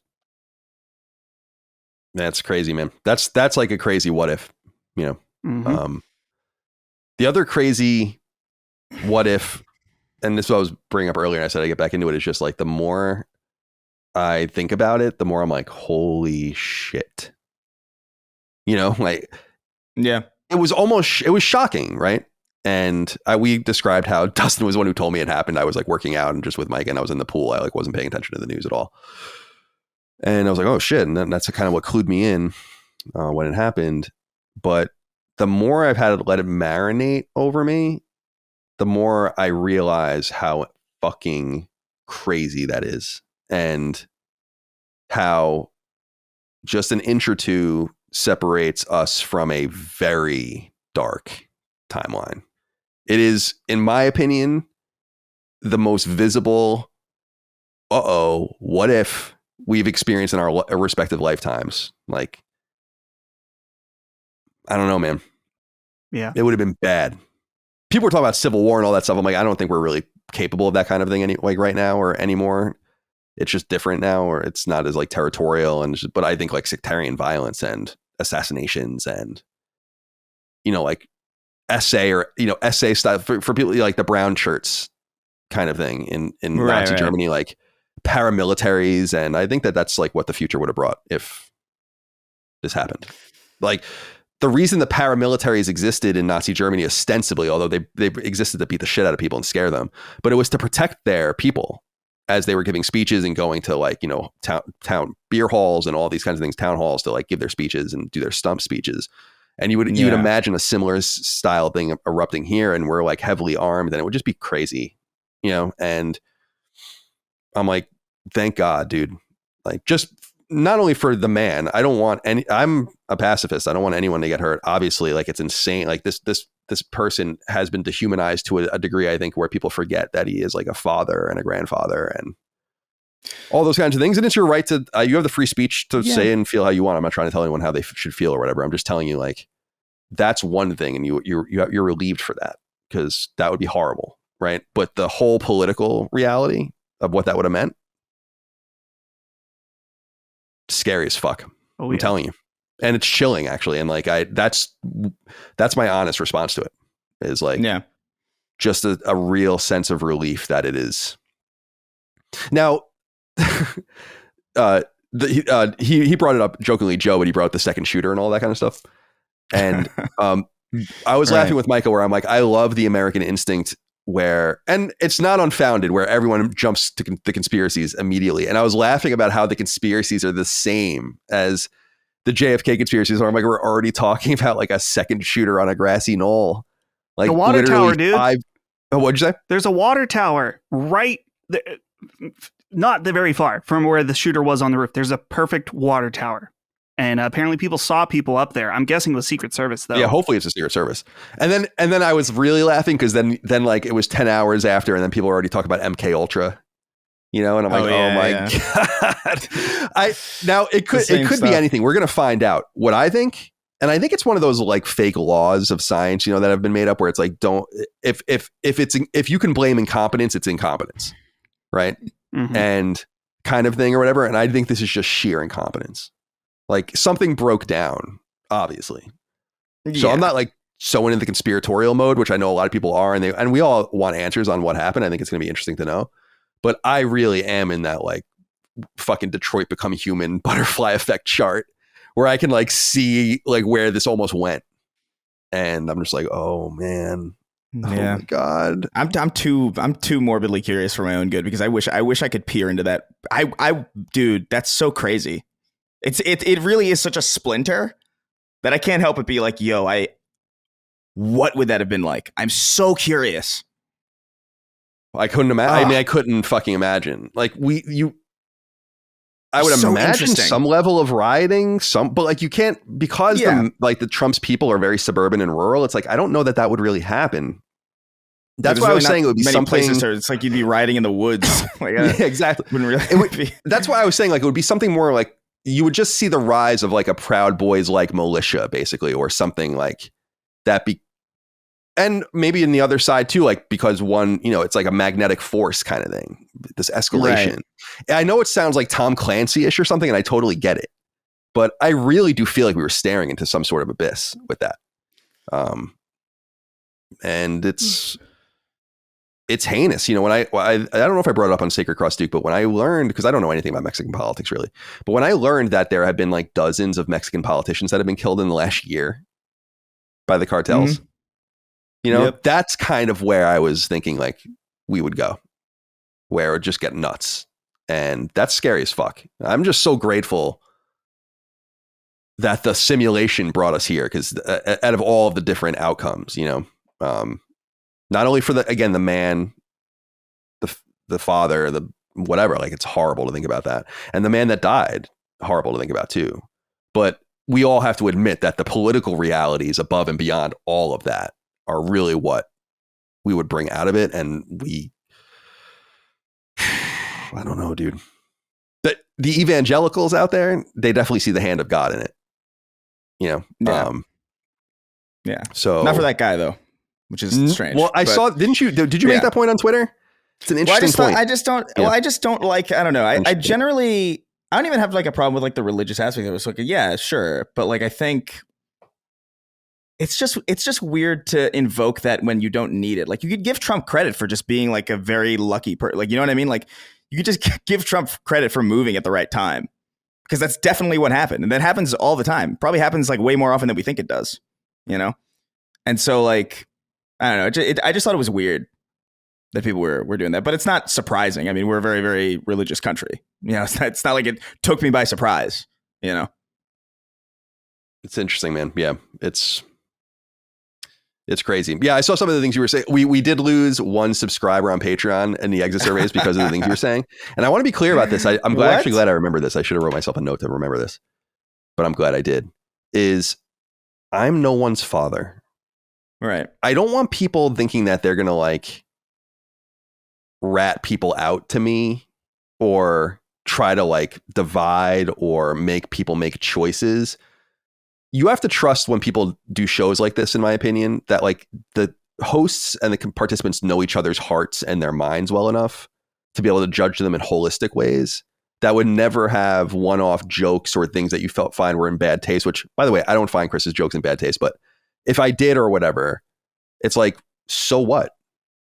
Like, so you want us to just blow it all up? Like, yeah, I don't understand. Like, I don't know. That kind of whole thing that's like a whole nother conversation. But I feel like there needs to be just like a little bit of a higher, and this kind of goes into like the conversation we were having earlier about literacy, where like the joke that I tweeted about, like, oh, you gotta press L3 to hold your breath, my guy, or whatever the fuck I said. The joke is at the expense of like the shooter, who is like a bad like, dude, it is so funny to me that like he has a history of like being in that rifle class, and he was like the worst shot in his rifle class, and then he misses a presidential. That is cosmically funny. There definitely is something funny about that. I'm sorry, like that is hilarious, and I'm not making fun of like the dead firefighter or like Trump, although like I mean, I think there's probably like some dark material that you could go in there too. I didn't go there. I just made a pretty standard video game oriented joke at the expense of the shooter's poor skills. So I don't know. I feel like you got to just like read what's in front of you. Because I feel like a lot of it is extrapolation in weird directions that I just don't really understand. Well, that's, I guess, kind of brings me back to the point I was making, though, which is, so I'm glad you said that, which is like, you have to trust the people that know each other in a different way to be able to judge situations. And like, that doesn't even rate for me as something to consider, right? Some people are seeing that and assuming the worst when it's like, that's, I don't know. I'm used to that. Like, that's typical. Yeah. But I just am surprised people kind of come and like tag me and shit and stuff like that when it's like, don't you know that that's what was done to me? You think I'm going to turn around and do that to someone else? Like, are you out of your mind? I would just never do that to my own people, you know, even if like you would have to come out and do like something heinous, right? But even then you love people and you support them to a certain extent. It's like, I don't know, man. I just don't know like what people think. Like, I would never do that, you know? To be fair, I do think like, I don't know, sometimes I will write something and I think I don't fully think this, but this is funny. Or this is like, I know this will get. It's a problem. It is a problem for sure. I like riling people up, and I probably shouldn't. But like, I don't know what it is. It is a sickness. I'm trying to stop. I understand that. But sometimes there is. Sometimes you think of something, and it's like, I don't know. I think that's funny. And you know, I don't know. I don't think I said anything really crazy on Twitter. No, well, again, I'm bringing it up. Oh, I'm sorry, Dustin, go ahead. I was just going to say, people have to leave all the time for their own financial reasons, whatever. That's totally fine. But some of these exit surveys maybe they're joking on their way out, but some of the things people have left over are awesome, to say the least. We'll share them in our staff Discord every once in a while. Just like, the person left because XYZ reason. So it's like, I can't live in that world. I can't live in that box. Like, it's got to be totally clear with the audience that the audience knows. It's like, you have to just let me go, you know, or you don't want to limit me. The show's going to suck. I can't imagine living in a world where like what other people say to you, like, or say about you, or what you're supposed to think and feel and who you're supposed to associate with, like any of that matters. It's so strange. You have to be close to me for me to listen to you. You know, that's normal in my opinion. I just have never liked the whole joke police angle, dude. I got people like angry at which is crazy. I got like a DM about this, which is the most tame thing that I said. I said, I'm not ruling out the possibility that the Impractical Jokers are behind this, to be honest. and somebody cited that as like, it's like, why are you continuing to make jokes about this? I'm like, that is the most. That is the tamest thing that go on Twitter and look at the discourse right now. Tell me that I'm like crazy with the stuff that I'm saying. Give me a break. Insane. Yeah. And again, I'm not trying to make it seem like anything you said was bad, because I'm not. I'm more bringing it up just to tell people to like stop tagging me. And like when someone says something or someone says, it's like, dude, I don't care. Like, it bothers me that people think that low about my character, that would matter to me. Again, after my own experience, that's all. People are entitled to feel however they want, but it's just so much projection, I think, is what's going on. Yeah, that's kind of how I feel about anytime like I'm on a show with people. Like, I'm not going to police them, you know? Like, I don't think that leads to like any interesting conversations at all. Even if it's like some out of pocket. I love having out of pocket conversations with people that I either agree with or don't disagree, or that I do disagree with. But I don't think there's ever been a situation where like somebody's on a show that I've been on has said something that I vehemently disagree with, and I was like, you can't say that. You know, I feel like that's fundamentally against like a lot of what I believe generally. Yeah, that makes sense to me. And I'm ultimately only responsible for myself. So yeah. And I know some people think that's a cop out, and I'm like, I don't know, man. I don't have that level. Maybe people think or do have that level of control in their own lives over other people or something, but I don't. Like, no way. Yeah. That's just not my reality. So anyway, I appreciate everyone sharing their thoughts and wishing well, even to because it's just, you know, to like kind of, not to us individually, obviously it didn't affect any of us. I mean, maybe it affected Dustin and Ben in some more personal way. But just as like Americans, and like, you know, wow, man, like, you know, pardon the pun, but you really dodged a bullet. Like, it's like, it's crazy. It's that. And again, that's just becoming, there's just a relationship with time and that feeling going up, you know, on the graph for me. I will say I was furious. Like I think last night, because I saw there was like new footage of the event, and it was actually like from the angle that you would have seen like his ear get like nicked. and this dude was recording, and he was recording. He was like locked on Trump, and then at the very fucking moment that the line of dialogue that would lead to the fucking assassin, the bullet, he turns to show himself going like this. Oh my God. And that dude, I hate you specifically. If you like, that would have been historical footage, like genuinely, to be able to see like the bullet nick his ear. That'd be crazy because it was high def too. It was like you would have been able to see it if he didn't feel the need to just narcissistically be like, actually, I'm here too. I would say, if that were me, I would have been so sad because I would have been sitting on like one of the most historical pieces of footage ever, probably. Yeah, totally. Ever. It's like a Zapruder film, you know? Yeah, a high def Zapruder film from the exact angle close up. Oh my God, from like a civilian, just a random person recording. Insane. Ugh. I didn't watch that video, but I saw people making fun of it. So I was like, I can't, it seems cringy. And the timing, cosmic levels of timing there. Yeah. All right. Well, let's go into some other inquiries here. Dio Lixin wrote in, said, hey, everyone, this question is for Dustin, if he's still here. With a new kid on the way, I was wondering how you plan on handling talking about him in public. It seems like celebrity parents take one of two routes, either not talking about them at all or divulging every embarrassing moment of their childhood in real time. As someone who grew up during the rise of social media, I had my parents posting things on Facebook to hundreds of people that mortified me. So I'm a little extra sensitive to this kind of thing. Anyway, just curious about your thoughts on the matter.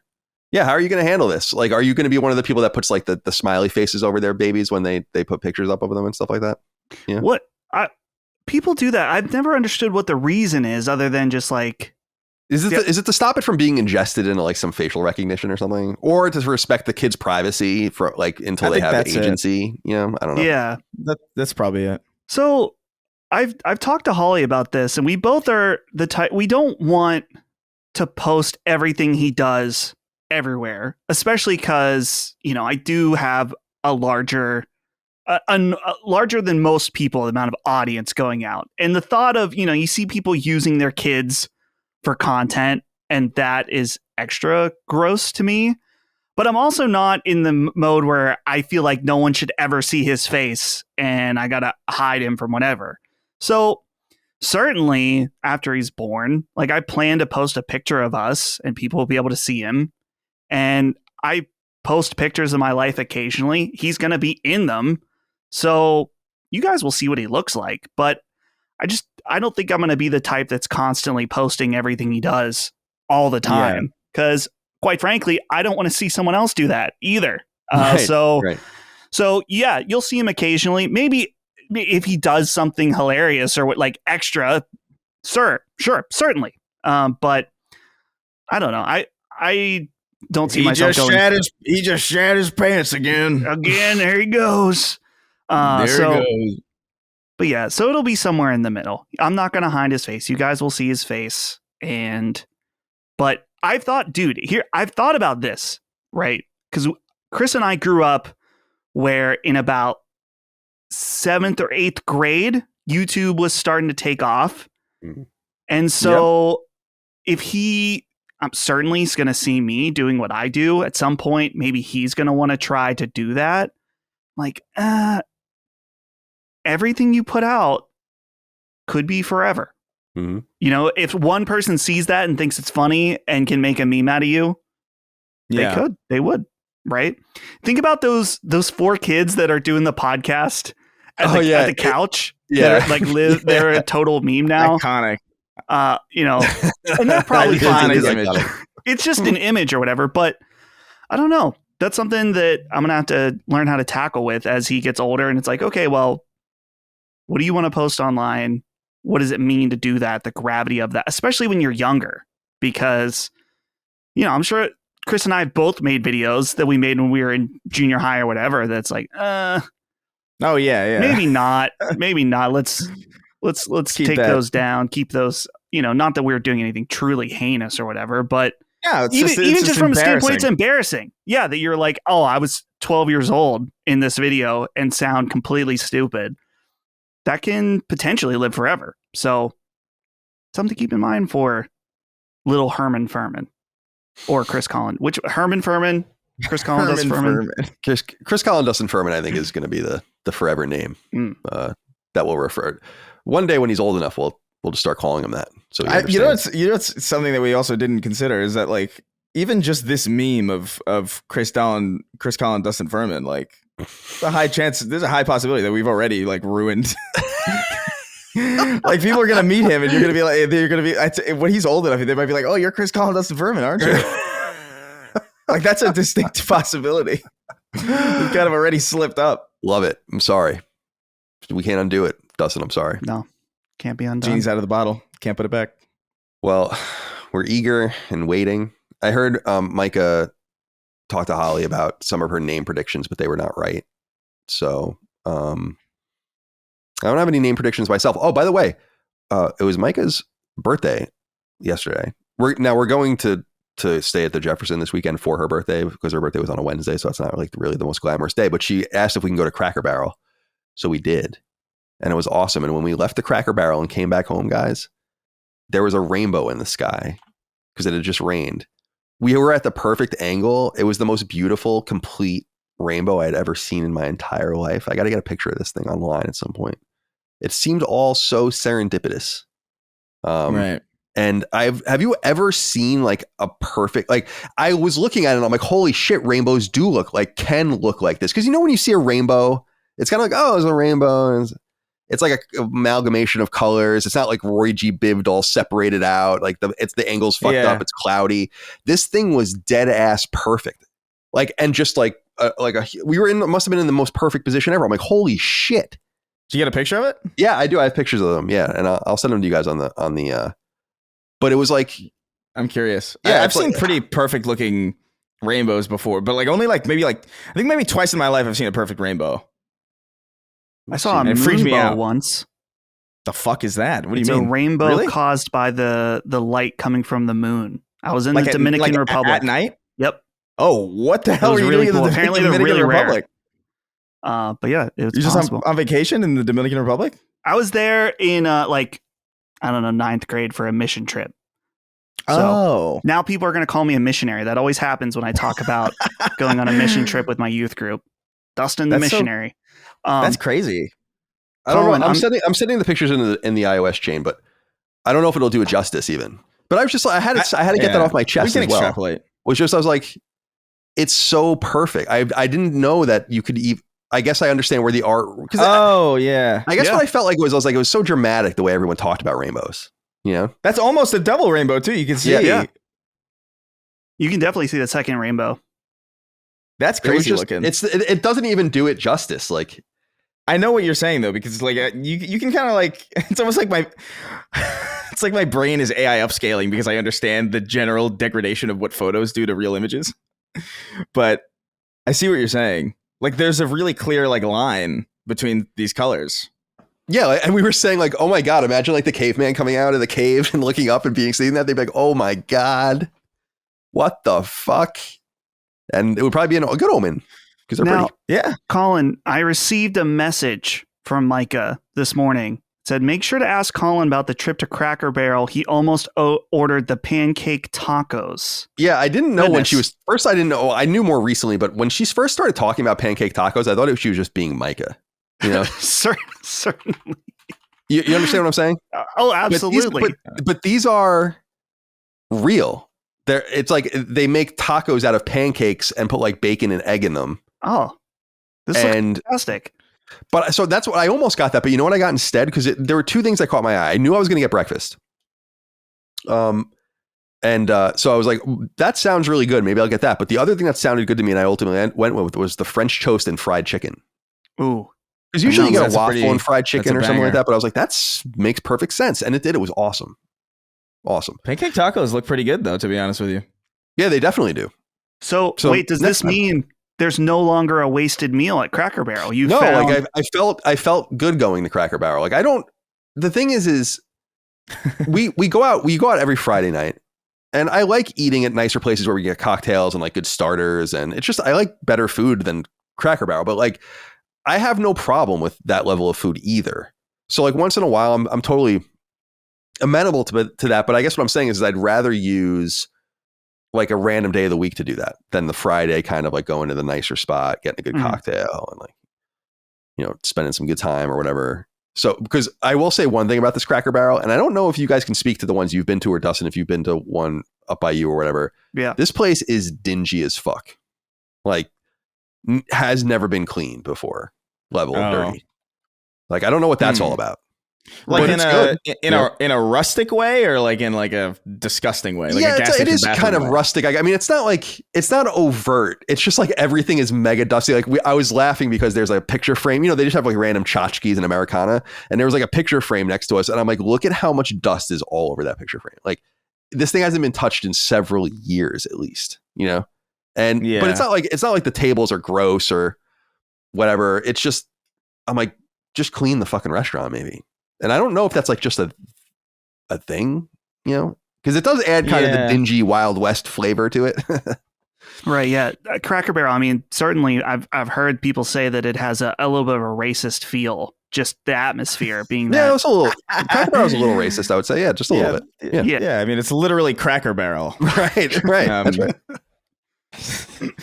So probably, yeah. No, I've been to Cracker Barrel a couple times. There's one kind of by like in upstate New York, kind of where I grew up. But my only real distinct memory was going there after my first real party where we actually drank for the first time. And we all got really, really hungover. I remember a friend of ours, Marco, broke his finger, went to the hospital, and came back to the party, which is so fucking funny. But I remember waking up really late, going to Cracker Barrel, and we were all just hungover and sad and just defeated. And I remember sitting in a Cracker Barrel with like 15 other people, just dead. So I don't really remember the environment very much, or I feel like it was very gray and very sad. But I don't know if it was actually because the place was sad or just because like that environment was just like, oh man, everybody just felt so sick. Yeah. The Cracker Barrel feels a little sad. But we felt way better after we ate, though. I gotta say, it was a good meal. It was a really good meal. It's probably good hangover food, actually. Now I think about it. Yeah, breakfast. It's like, but if I want that level of food, like it's the level of Waffle House to me. And but I like Waffle House a lot more personally. Yeah, so Waffle House is like cozy. Waffle House is like a cozy kind of like it's weird because like Cracker Barrel has that rustic kind of like it feels like it's trying to be cozy because it's like, oh look, it's like grandma's house or something almost. But Waffle House really is like a really small like a diner you'd see in like an old movie, right? Where it's like really small and condensed and almost like those almost like, you ever been to those train car diners? Yes, I have. There was one in California. There was one near Santa Monica Studio I used to go to. Yeah. I love those. The just condensedness of it. It's like, this feels so cool. I don't know what it is about it. Now, Colin, you like Waffle House. Yeah. What is it? Is it something in the air, the food, that makes people want to fight? Yeah, there's like a 15% chance you're going to see a fight when you go to Waffle House. No, I don't. I will be honest. I've been to Waffle House probably in my life 20 times, maybe something like that. And I've never seen anything happen at all at Waffle House. Yeah. But yeah, me neither. But clearly, like, things do happen at Waffle Houses and it's hysterical. Right. And they're all laid out exactly the same too. So that's kind of the thing. I was going to say it's the level design because like if you've been to McDonald's, right, over the course of your life, you know that McDonald's might look like it has like a general similar aesthetic wherever you go. But the layouts of every McDonald's is actually pretty different. Like if you go to but a Waffle House, you go and you get the lay of the land. You get a lot of practice in if you get a fight at Waffle House because you know the lanes. Like, right. You know the lanes. I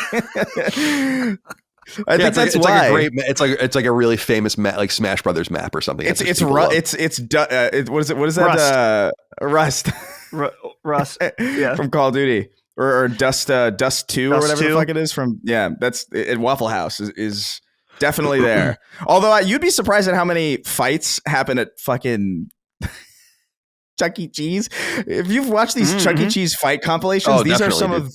Yeah. It's like Coliseum brawls. It is the craziest thing I've ever seen. And that's like new map design every single time. Right. And so that's really wide open, you know? Yeah, wide open. It's a big team battle map. Yeah.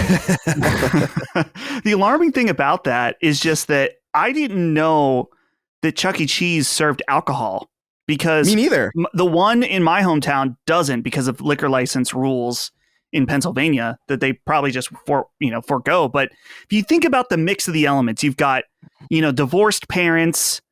They're spending a lot of money. They're already on edge. They want this birthday to be perfect. They're stressed. They get loaded up.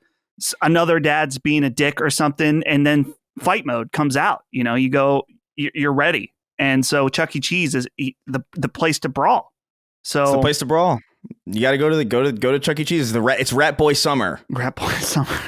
go to Chuck E. Cheese, fight somebody, and record it so I can watch it and say World Star. It. World it Star. And say that over and over again. Yeah, it's funny, man. Like, I think for Waffle House, I think one of the things that makes it a good coliseum to fight in is it has like these two wide open you have the where people sit, and then it kind of turns into an L. And then you have the kitchen, but the kitchen is so wide. And what you find in fight videos is people go right into that kitchen. Like there's fights in the kitchen, and you can go over the walls, because the walls are low, like a hockey game. That's where the power weapons spawn. Right, right, exactly. That's where you're getting the pan, you're getting the hot grease, like you're getting the knives, obviously. So yeah, crazy shit going down at restaurants are great. I mean, some of the greatest fights I've ever seen on the internet were at restaurants like taco shops and, like Burger Kings, and it's good stuff. Yeah. It's usually out in or just outside of a restaurant is where you're going to see some of the best. I like the ones that have stage transitions where like they fight from inside and then they lead outside. Yeah. Right. And then they get like they get into the street. Yeah. Yeah. It's like a scrolling brawler, Levolution, Exactly. From Battlefield. Those servers must be crazy. All right. What else do we have here? Dio, thank you for writing in. I'll just skip this one. We're going along. Why even bother with this? Let's see. No, we'll skip this one too. We're going too long. I mean, we're not.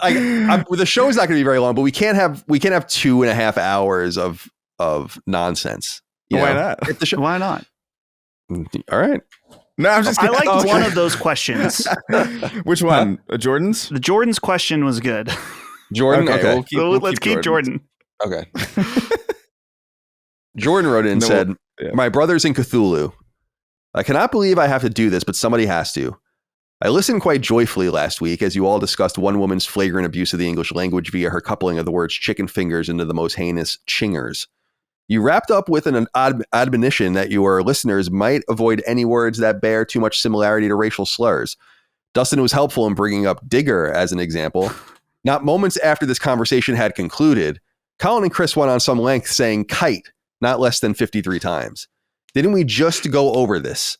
You have to be careful with the name of that children's toy.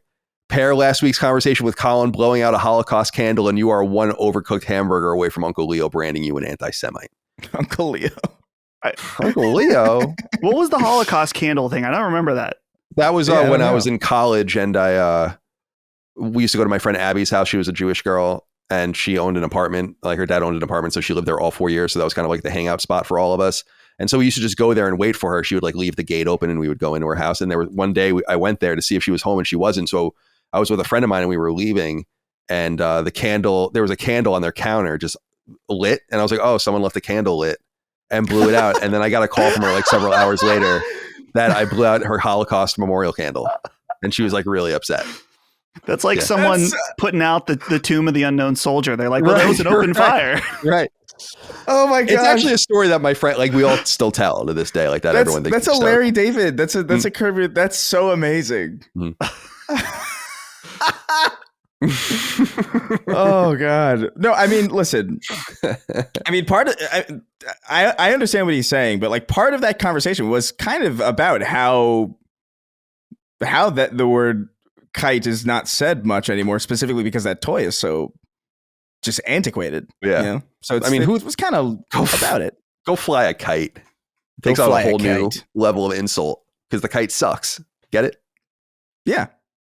It's fine. I mean, I listen, if you're into kites, that's totally cool. I respect that. Maybe you into the little hoop with the stick and you hit it.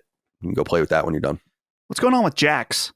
guys ever play Jacks? That's so funny, dude. I keep my D&D dice in a Jacks bag that I bought in Montana with my dad. Mm-hmm. But I bought this and then I just threw the Jacks out because I wanted to put rocks in it. My dad got really upset. That's odd. That's such a kid thing to do. I love that. Like I just saw the bag toy. and I wanted the bag, you know? Yeah. And I thought it looked like a little D&D kind of, you know, like a wizard's bag or something. Yeah, it does. It does look like kind of like a. It does look like a Lord of the Rings kind of like satchel where you'd have like weird magic beans in there. But Jacks, I don't know. Jacks is cool. Like I played it when I was a kid a little bit, I guess. Like because I think my mom taught me how to play. You like bounce the ball and then pick things up before the ball bounces again or some weird shit. Isn't that what you do? It's something like that. Yeah, or at least from what I remember of playing. I played Jacks like a little bit, but I always felt like, even as like a 6 or 7 year old child, I felt like I remember thinking these words, but there's no way I thought these words because there's no way I even knew anything about this. But like, I feel like I remember thinking the exact phrase. This feels like a Great Depression game. Mm. Like, there's no shot that I knew that, but like, I think I felt that spiritually. Like, this is like, right. We don't have board games. We don't have anything. Let's just bounce a ball, pick up things that hurt, and then race against the ball to it's insane. It's a psychotic game. It is. I was talking with Micah recently about, and I've been thinking about games like Connect 4 and Tic Tac Toe, where I'm like, what are we doing here? Oh, like Tic Tac Toe is so fucked.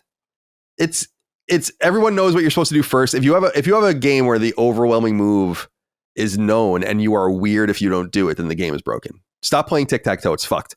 And then Connect 4, we were talking about it as we were walking the dogs, and I was like, how can you not know how to do this? You know, it's Connect 4. Like it just seems like such a limited game with like limited outcomes. Like there's just a way you play it, you know? I actually played a game at a round 1, like this arcade kind of around me, where it was Connect 4, but it was with basketballs. And so basically like you had to like throw, there were like baskets for everything that you wanted to get in. And you would have to make the shot in order to like get it in. And sometimes it would bounce into like some a different basket that you didn't want it to. And it's like, that was a really fun, that's cool variant of it. Yeah. It's definitely chaotic. And but like I feel like Connect 4 has got something in it that's good. I just don't think like its base, like the core of what that game is entertaining enough to warrant it being sold as it is. I feel like there's a lot of twists that you could do on that game to make it a lot better. You know what's a hell of a game? Battleship. Love it. Battleship's pretty good. Yeah, Love it's it. good. You sunk my battleship. Did you see that movie with Rihanna? No. I played a little bit of the game. Remember there was a licensed game that came out for it? And, yeah. I think it was on PS3. And I did play a little bit of that. I didn't get very far. Battleship video game. That really, wow, that blew my, that's crazy. I forgot. It's EA, right? I think did it or someone. I don't know. Don't remember. It's I don't know. It doesn't matter. All right. This matters. Well, do we have anything else we want to say about this? Dustin, you wanted to read this one, so. No, I just thought it was what was going on, because Chris, the kite conversation did come up shortly after we were talking about, you know, potential slurs. And then Chris is like, I just happened to be thinking about kites. I really have no idea. I have no. Well, first of all, I lose all memory of what the fuck we talk about the second we stop. The second I hit stop on this machine on our recording devices, it's over. Like I might as well have just woken up. You know what I mean? Well, that's and so. Yeah. Go ahead. I don't remember. I don't remember already. So like a week removed, no clue. I don't even remember the context of that discussion. Like, how did that even happen? The kite thing. I think someone was saying maybe they were flying a kite or something. I don't know what the. No. It was completely out of nowhere. It was. I not see. I thought you meant like. I understand. Okay. Yeah. Colin was like, I think you were like, oh, it's Chris. What do you think? And you're like, well, I've just really been thinking about kites. Like who uses those? True. That's what happened. That's interesting. I don't know. Maybe my subconscious. But I understand exactly what you're saying. This is what I said to Ben recently when I was talking about the clips earlier and kind of sourcing them differently. is because originally we were trying to source them ourselves by being like, oh, this funny or interesting or profound, whatever thing happened on the show. And then I was telling him kind of behind the scenes, I'm like, what I've realized is like, I don't even know what the hell just happened. So someone else has to figure that out. Well, yeah, sometimes like I'll do that on Snark Tank sometimes where it's like, oh, that was good. And then I'll write down the timestamp myself, like on a notepad or whatever. But like, it's kind of difficult to remember to do that if you're just kind of going with the flow of conversation and you don't want to like, cause a break in that. Because that might actually make the rest of the show like a little bit worse, or not necessarily like egregiously, but it might, throws a wrench into the pacing of the conversation. And so like I generally don't like to do that, but by the time I'm done recording, I'm just like, I don't remember what the fuck. I don't remember what I have to skim through the episode to remember what the hell we talked about. Yep. I try to be more mindful for myself to get my little personal clips out there. But yeah, I often even forget, and I hired someone to just do it for me freelance because I'm like, I don't know. I mean, he's doing a great job, Ian. You're doing a wonderful job. All right. Let's get into some news here. We've gone long enough with the nonsense. I don't want to overwhelm people that don't like the nonsense. A few interesting items, I guess, to get through here, and then we can get into what we're playing. I'm eager to hear from you guys. Then we'll get into some inquiries from the audience that are more game related. Gamatsu reports that Sony will indeed be at the ChinaJoy 2024 convention. So this is actually, I think, a pretty significant thing. And obviously Sony has participated in various Chinese game shows in the past and has the China Hero project ongoing to get extract games out of China that will be published on PlayStation worldwide, and already several of them have been. But the ChinaJoy conference used to be called China Digital Entertainment Expo and Conference. It started in the early 2000s. And according to Wikipedia here, it says it's the largest gaming digital entertainment exhibition in all of China and mainland Asia. So outside of Japan, where I guess Tokyo Game Show would be bigger. And I think this is somewhat significant because of the timing. The show is in late July 26th to 29th in Shanghai. And we already know that Sony is participating in Tokyo Game Show for the first time since 2019, and that will be in late September. So for me, it feels a little bit like they're kind of starting to come out of their shell a little bit, perhaps in anticipation of flexing some new games in the future. And I still feel like there's a good possibility that they're going to have some sort of presser, or I don't want to say press conference, like, because I don't know if those days are kind of behind us, but some sort of presentation at Tokyo Game Show. And I think that would be fucking super cool if they did something like that and really have it be not Japanese centric, but just have it out of Japan and broadcast it worldwide on the internet. Like, what's the big deal? But over at the ChinaJoy conference, Sony will be showing some of the following games, including so they're going to have all the upcoming PlayStation China Hero Project games: AI Limit, Awaken Astral Blade, Convalaria, Daba Land of Waterscar, Evo Tinction, which is coming out somewhat soon, and Exilage. And then they're going to have 4 first-party games, including Astrobot, which is not out yet, and then Helldivers 2, Forbidden West, and Rift Apart. And then a bunch of third-party games to play, too, on the show floor, including EA Football Club 2024, Elden Ring, Fatal Fury, Infinity Nikki, which is pretty big, the upcoming Sword Art Online game Fractured Daydream, which I think comes out in the West in October or something like that. Wuthering Waves as well. So just to see them kind of bouncing around, I think is interesting. Dustin, do you think... are they coming out of their shell? They're doing just fine. Doing just fine. Yeah. Yeah, it'll be cool. It's funny and I guess kind of sad. Not sad, but there's all these cool things that Sony's showing up in right now, whether it's this China Hero or the ChinaJoy conference and then Tokyo Game Show. But there's nothing really for them to show up here at all, unless I guess a PAX maybe, but I don't think they even do PAX anymore. So in other parts of the world, the game conference, the game show, whatever, are certainly still alive, but not so much here. I know I'm thinking about buying a plane ticket because I want to play That Time I Got Reincarnated as a Slime Isekai Chronicles from Bandai Namco, and I got to get my hands on that game. Yeah, you got to get your visa in order. Mm-hmm.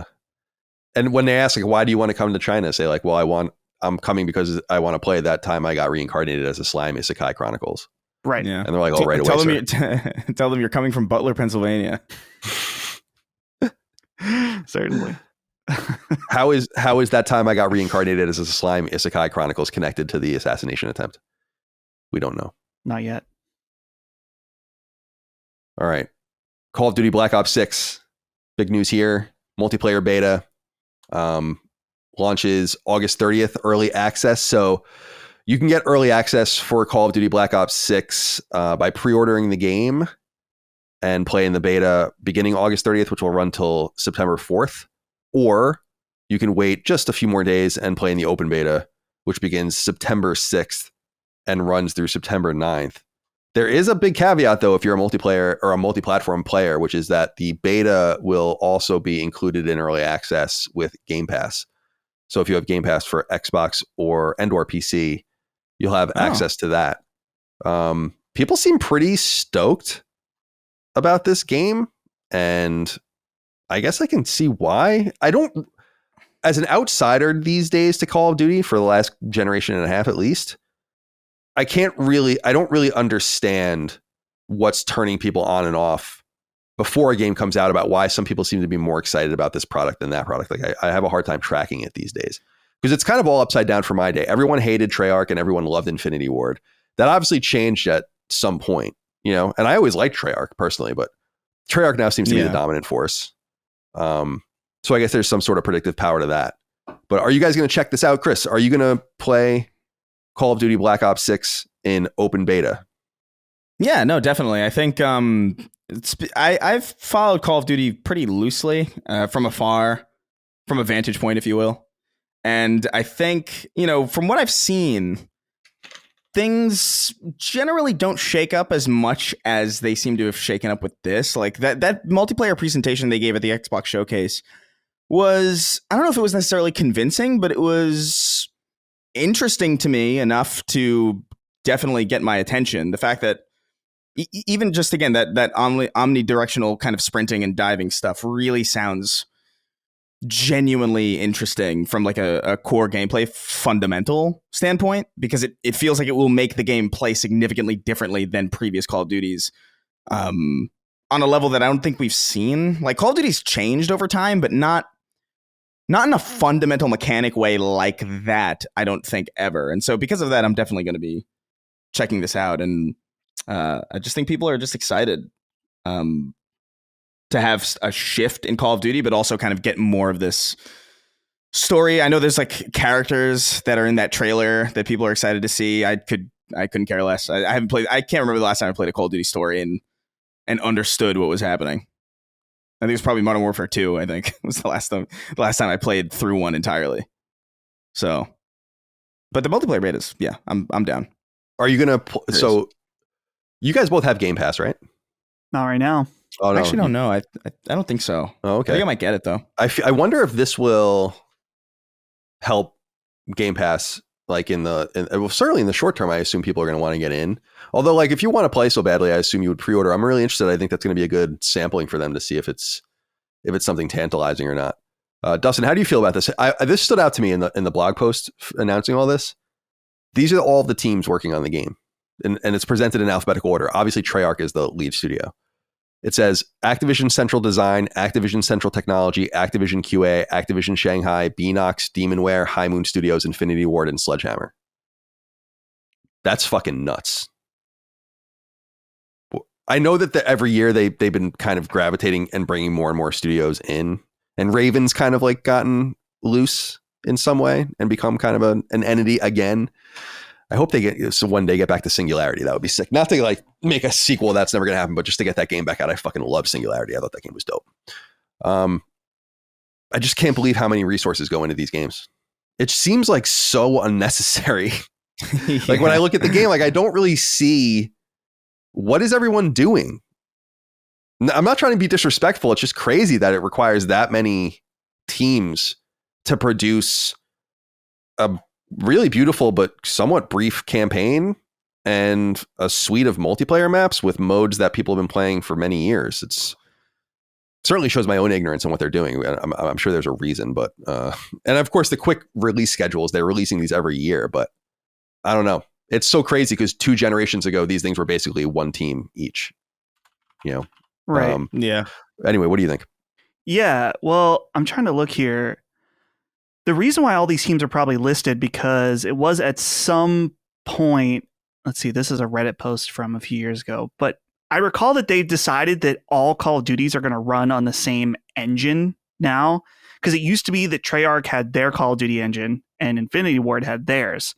But now with Warzone in the mix, I think that they wanted to centralize things, because when this new Call of Duty game comes out, there's always connections between the multiplayer and the Warzone experience, where you'll play, at least this is how it was when I played Modern Warfare 2 a few years ago and Modern Warfare 1, the new versions of those games, that if you unlocked guns in multiplayer, then you could build your loadout that you could then call in Warzone. So it would make sense that they have all their different teams collaborating together, with Treyarch taking the lead on this specific game, but integrating the things they create into Warzone, because those guns and stuff are going to show up over there.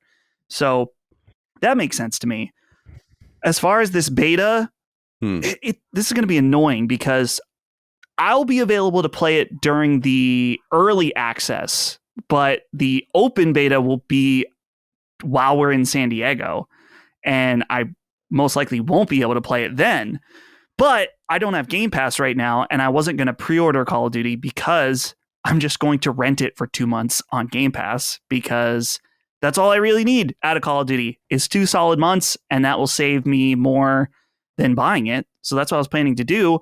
But I don't want to pay for a month of Game Pass just to get early access to the beta when I won't use it for anything else. So we'll see. Maybe I'll just spend the $12 and try it if people are really into it. But usually the early access weekend has server problems, and it really is a beta in terms of like stability and stuff like that. So I'm definitely interested. It's been a few years. I didn't check out Modern Warfare 3 at all.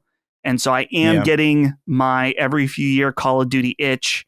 And I like the Black Ops series. Black Ops 2 was the main Call of Duty game that really got me into it. I was into Modern Warfare 2, the original, but Black Ops 2 was my shit. Black Ops 2 and 3 I both really, really liked. So I'm always interested in that particular brand of that flavor of Call of Duty. So excited to see it come back. Hopefully it's good. All right. Some new Emmy nominations out for the 2024 Television Academy Emmys. And I wanted to talk about this because there are 18 nominations, according to GamesBeat, for transmedia adaptations. And 16 of them went to Fallout, which is on Amazon via Bethesda and Microsoft. Huge hit critically and commercially. And the nominations include Best Drama Series, Best Actor in a Drama Series, Best Writing for a Drama Series, Best Production Design for a Narrative Period or Fantasy Program, Best Fantasy and Sci-Fi Costumes, Best Picture Editing, Best Main Title Design, and other more creative field stuff that like someone like Dagan might be involved in, not with this, but like where he would be nominated with the stuff that you don't really see on TV. So pretty cool, like Best Stunt Performance. Fallout Vault 33, what is that? Is that how is that different than Fallout? Is that like some sort of... I don't know. Well, that one, Best Emerging Media Program.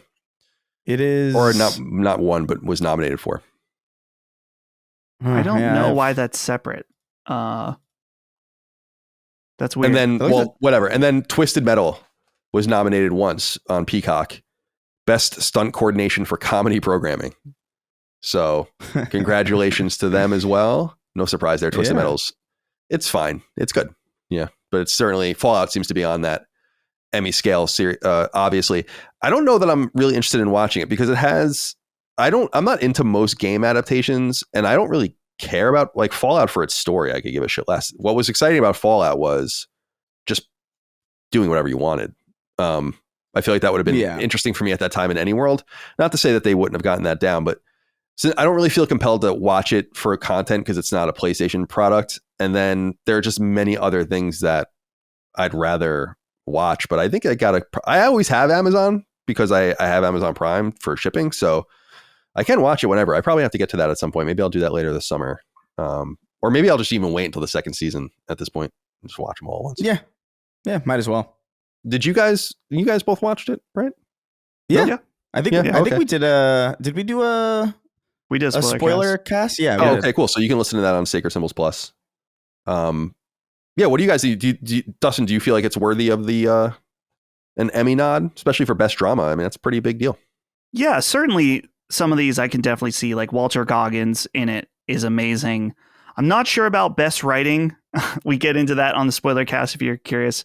Not everyone agrees with me on that one, but I can see a lot of these because overall, like the set design, I don't know if that was one they were nominated for, but overall, best prosthetic makeup, yeah, for sure, I could see that.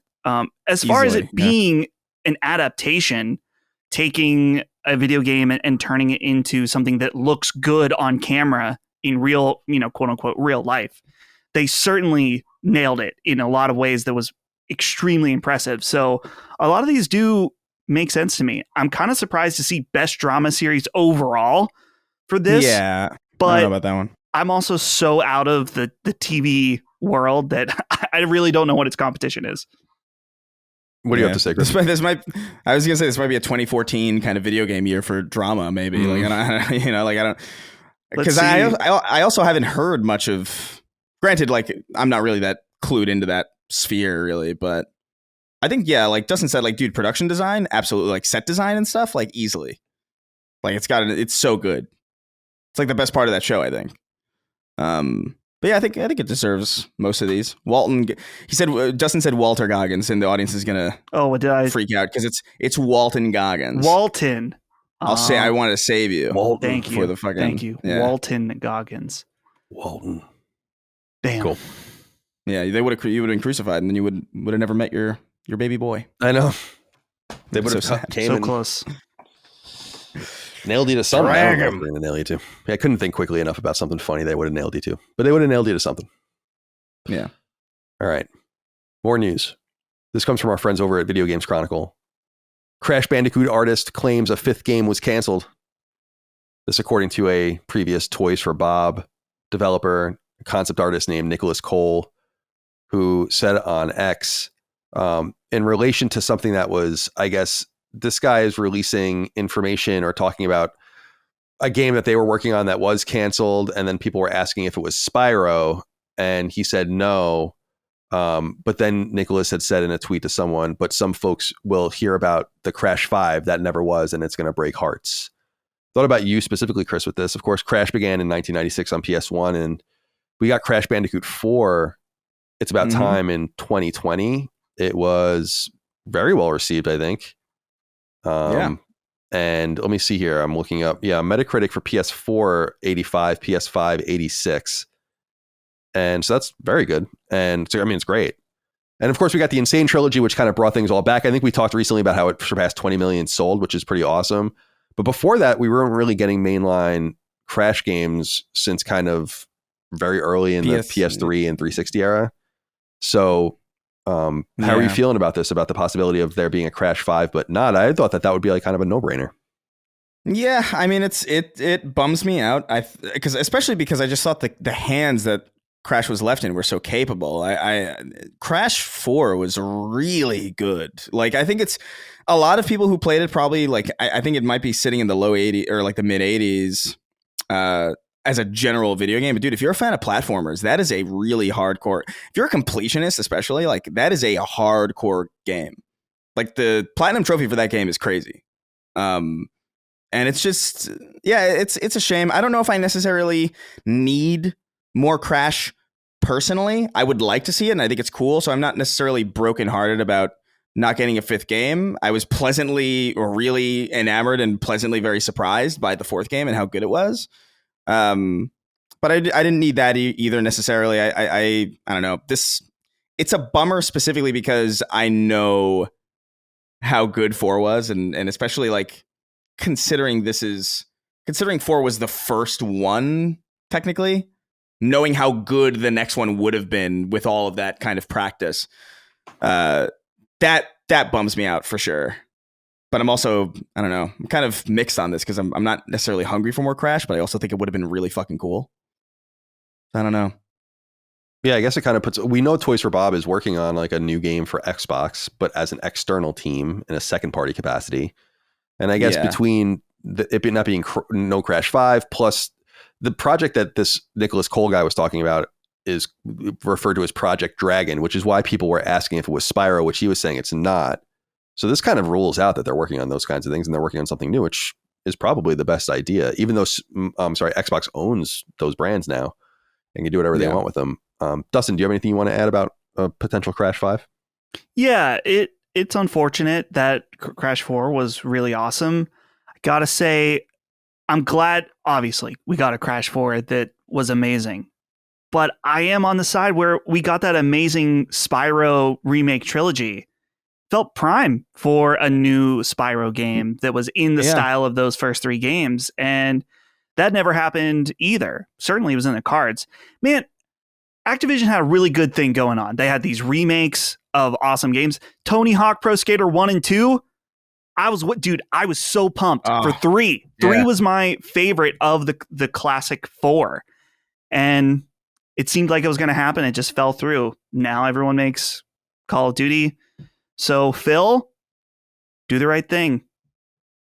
You won't. You won't though. No. I know you Call won't. of Duty machine. It's unfortunate. Right. Yeah, it's an interesting little piece of news. I always love the what ifs, and I'm sure someone will return to Crash at some point. Yeah. Sticking with Video Games Chronicle, I just wanted to ask you guys about this, especially you, Chris. Although I don't know if you guys had seen this. Did you see this stuff about this game First Descendant stealing? Yes, I did. Pretty blatantly, their I guess like what are these badges or something or trophy icons? They're icons for like UI and like symbols for like different abilities and status effects and stuff like that. It's pretty blatant. Yeah, it is pretty. It's pretty wild. What do you make of this? So, yeah, so this I guess the guy Nexon, the publisher and developer of this game, said that they're going to make changes, so they're acknowledging it. I wonder how something like this even happens and gets through and no one notices. You know? Yeah, I don't know. I saw on Twitter kind of earlier today that some changes have already been made. Like, so the icons are already kind of updated, or at least some of them are. I don't know if all of them are. So they've already made changes to it, but like, yeah, it's. I feel weird about iconography, or specifically like video game icons that are meant to convey an idea that already kind of resembles an existing image. Like there are some of these that kind of indicate like, a gun barrel, you know what I mean? Or like a revolver chamber. And it's like, well, revolver chambers look a certain way. There's only so many ways that you could.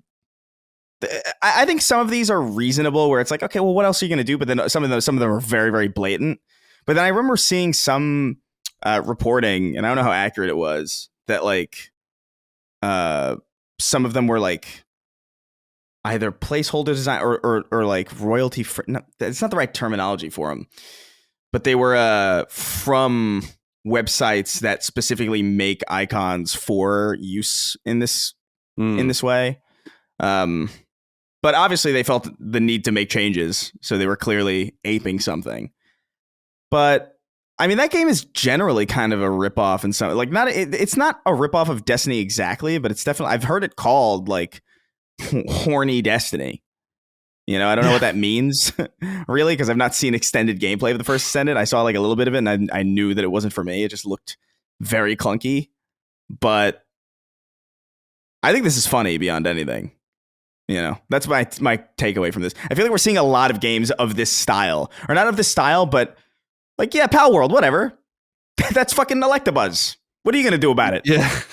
Like, I don't know. I feel like we're just kind of at this weird kind of peak of volume and density where it's just like, what are you going to do about it? How many other games have a symbol of a hand going like this? Like, it's probably a lot, right? Like, what are you going to nail us for it? I don't know. Yes, the hand is almost the one. I'm looking at some of them now, and there's even more than the ones in this main picture. The hand is like probably the loosest one. I would say almost virtually all the other ones are like dead ass copies of. Yeah. There's like one with a grenade with like 2 flames around it. That's in both of them. There's like a burst from the air coming down with like 3 arcs off of it. It's like the same shit. It's pretty fucking brazen. The bullet one is particularly gratuitous because they just took the circle behind the bullet and made it like an octagon. Right. But the flash around it is the same, and like the bullet kind of dimensions are more or less the same. Yeah, I mean, I don't know much about that studio either. Like the studio that's making the first Descendant. I forget what they're called. Nexon is a Korean MMO company. I'm looking up if we even play any of their. I mean, they're huge. Yeah. Maple Story. Oh, weird. These are okay. Here we go. But this game kind of snuck up on me too. Like I don't know, Dustin, if you were maybe clued in on this a little bit more than I was, but like this, I remember just going on YouTube one day and seeing a bunch of people playing First Descendant. I'm like, what the fuck is this? Yeah, I saw it in the front page of the PlayStation Store. I was like, what is this? And my friend told me, he's like, yeah, it's Destiny with boobs. It's like, oh, well, I like both of those things, so maybe I'd like this game. And then I tried to play it. That's the game that made me realize my computer was broken, so I didn't get to play it. But Dungeon and Fighter is their big game. That's like that huge mobile PC game. And there was that fighting game DNF Duel that Arc System Works did. But that seems to be something huge for them as It well. seems weird to me that you would make a game that is so that people would call Destiny with boobs, that is so clearly, if it's that similar, the idea that you would steal iconography is very bizarre. Because that would be like where you'd be most likely to get caught if you were doing that. It would be one thing if you were making like a racing game or whatever, and you took iconography from Destiny, and like it would probably take a little bit longer for people to catch on. But that's right, pretty you're not blatant. even really trying to hide it at this point, and it's a nice compliment to Bungie, I guess. Yeah, Since know that you're obviously their North Star. I mean, in every way, that they're even just blatantly copying your iconography. So, yeah, well, pretty blatant stuff. But look and feel is not a defense. So, yeah. First Descendants, we'll see how you do. All right, I saw this story this morning. I just added it to the tour document here because I thought it was strange. It's more than I ever thought, and it bodes pretty poorly for our space, I think, ultimately. But it says this is from GamesIndustry.biz, their own reporting, or I guess their own partnership with Gamescom or GameScore, I'm sorry, and their State of Gaming report. Anyway, it says 82% of US gamers made an in-game purchase in freemium titles in 2023. A new report has found, the story says, that 82% of American gamers made in-game purchases in freemium titles last year. That's according to ComScore's 2024 State of Gaming report published in partnership with in-game advertising platform Anzu. The report also found that 62% of adults over the age of 18 engaged in gaming, with millennials comprising 49% of the segment, followed by Gen Z at 13%. Of those surveyed, 77% play on more than one platform, with over a third regularly using a combination of console, PC, and mobile. US gamers spent 45 billion hours on gaming sites and apps last year, with esports becoming an increasingly popular activity. An estimated 86% of Gen Z and 80% of millennials surveyed said they watched esports, while 53% of Gen Z and 61% of millennials say they engage with esports content. Dustin, what do you think of this? 82% of gamers in America made an in-game purchase in freemium titles in the last year. Right. I'm trying to think 4 to 5. Well, I think about games like Counter-Strike, or so on a hardcore end, and then of course on a less hard, I guess it's still hardcore, but in a different way, Fortnite as well, where people will go in and they see a skin that they like and they're like, oh, well, I'll play with that. Like, for example, at some point they're going to put One Piece characters in Fortnite, and I maybe play Fortnite once or twice a year, but when that happens, I'm going to hop back in, certainly. I want to. The consumerist mind that must consume will kick in at that moment, and I'll buy those. But when I think about something like Counter-Strike 2, I mean, people are buying those crates all the time, and there's like a weird whole gambling mechanic behind it that I don't really understand. But it doesn't surprise me with how prevalent free-to-play games are. Honestly, I mean, we're talking about Concord just earlier this week on Sacred Symbols Defining Duke.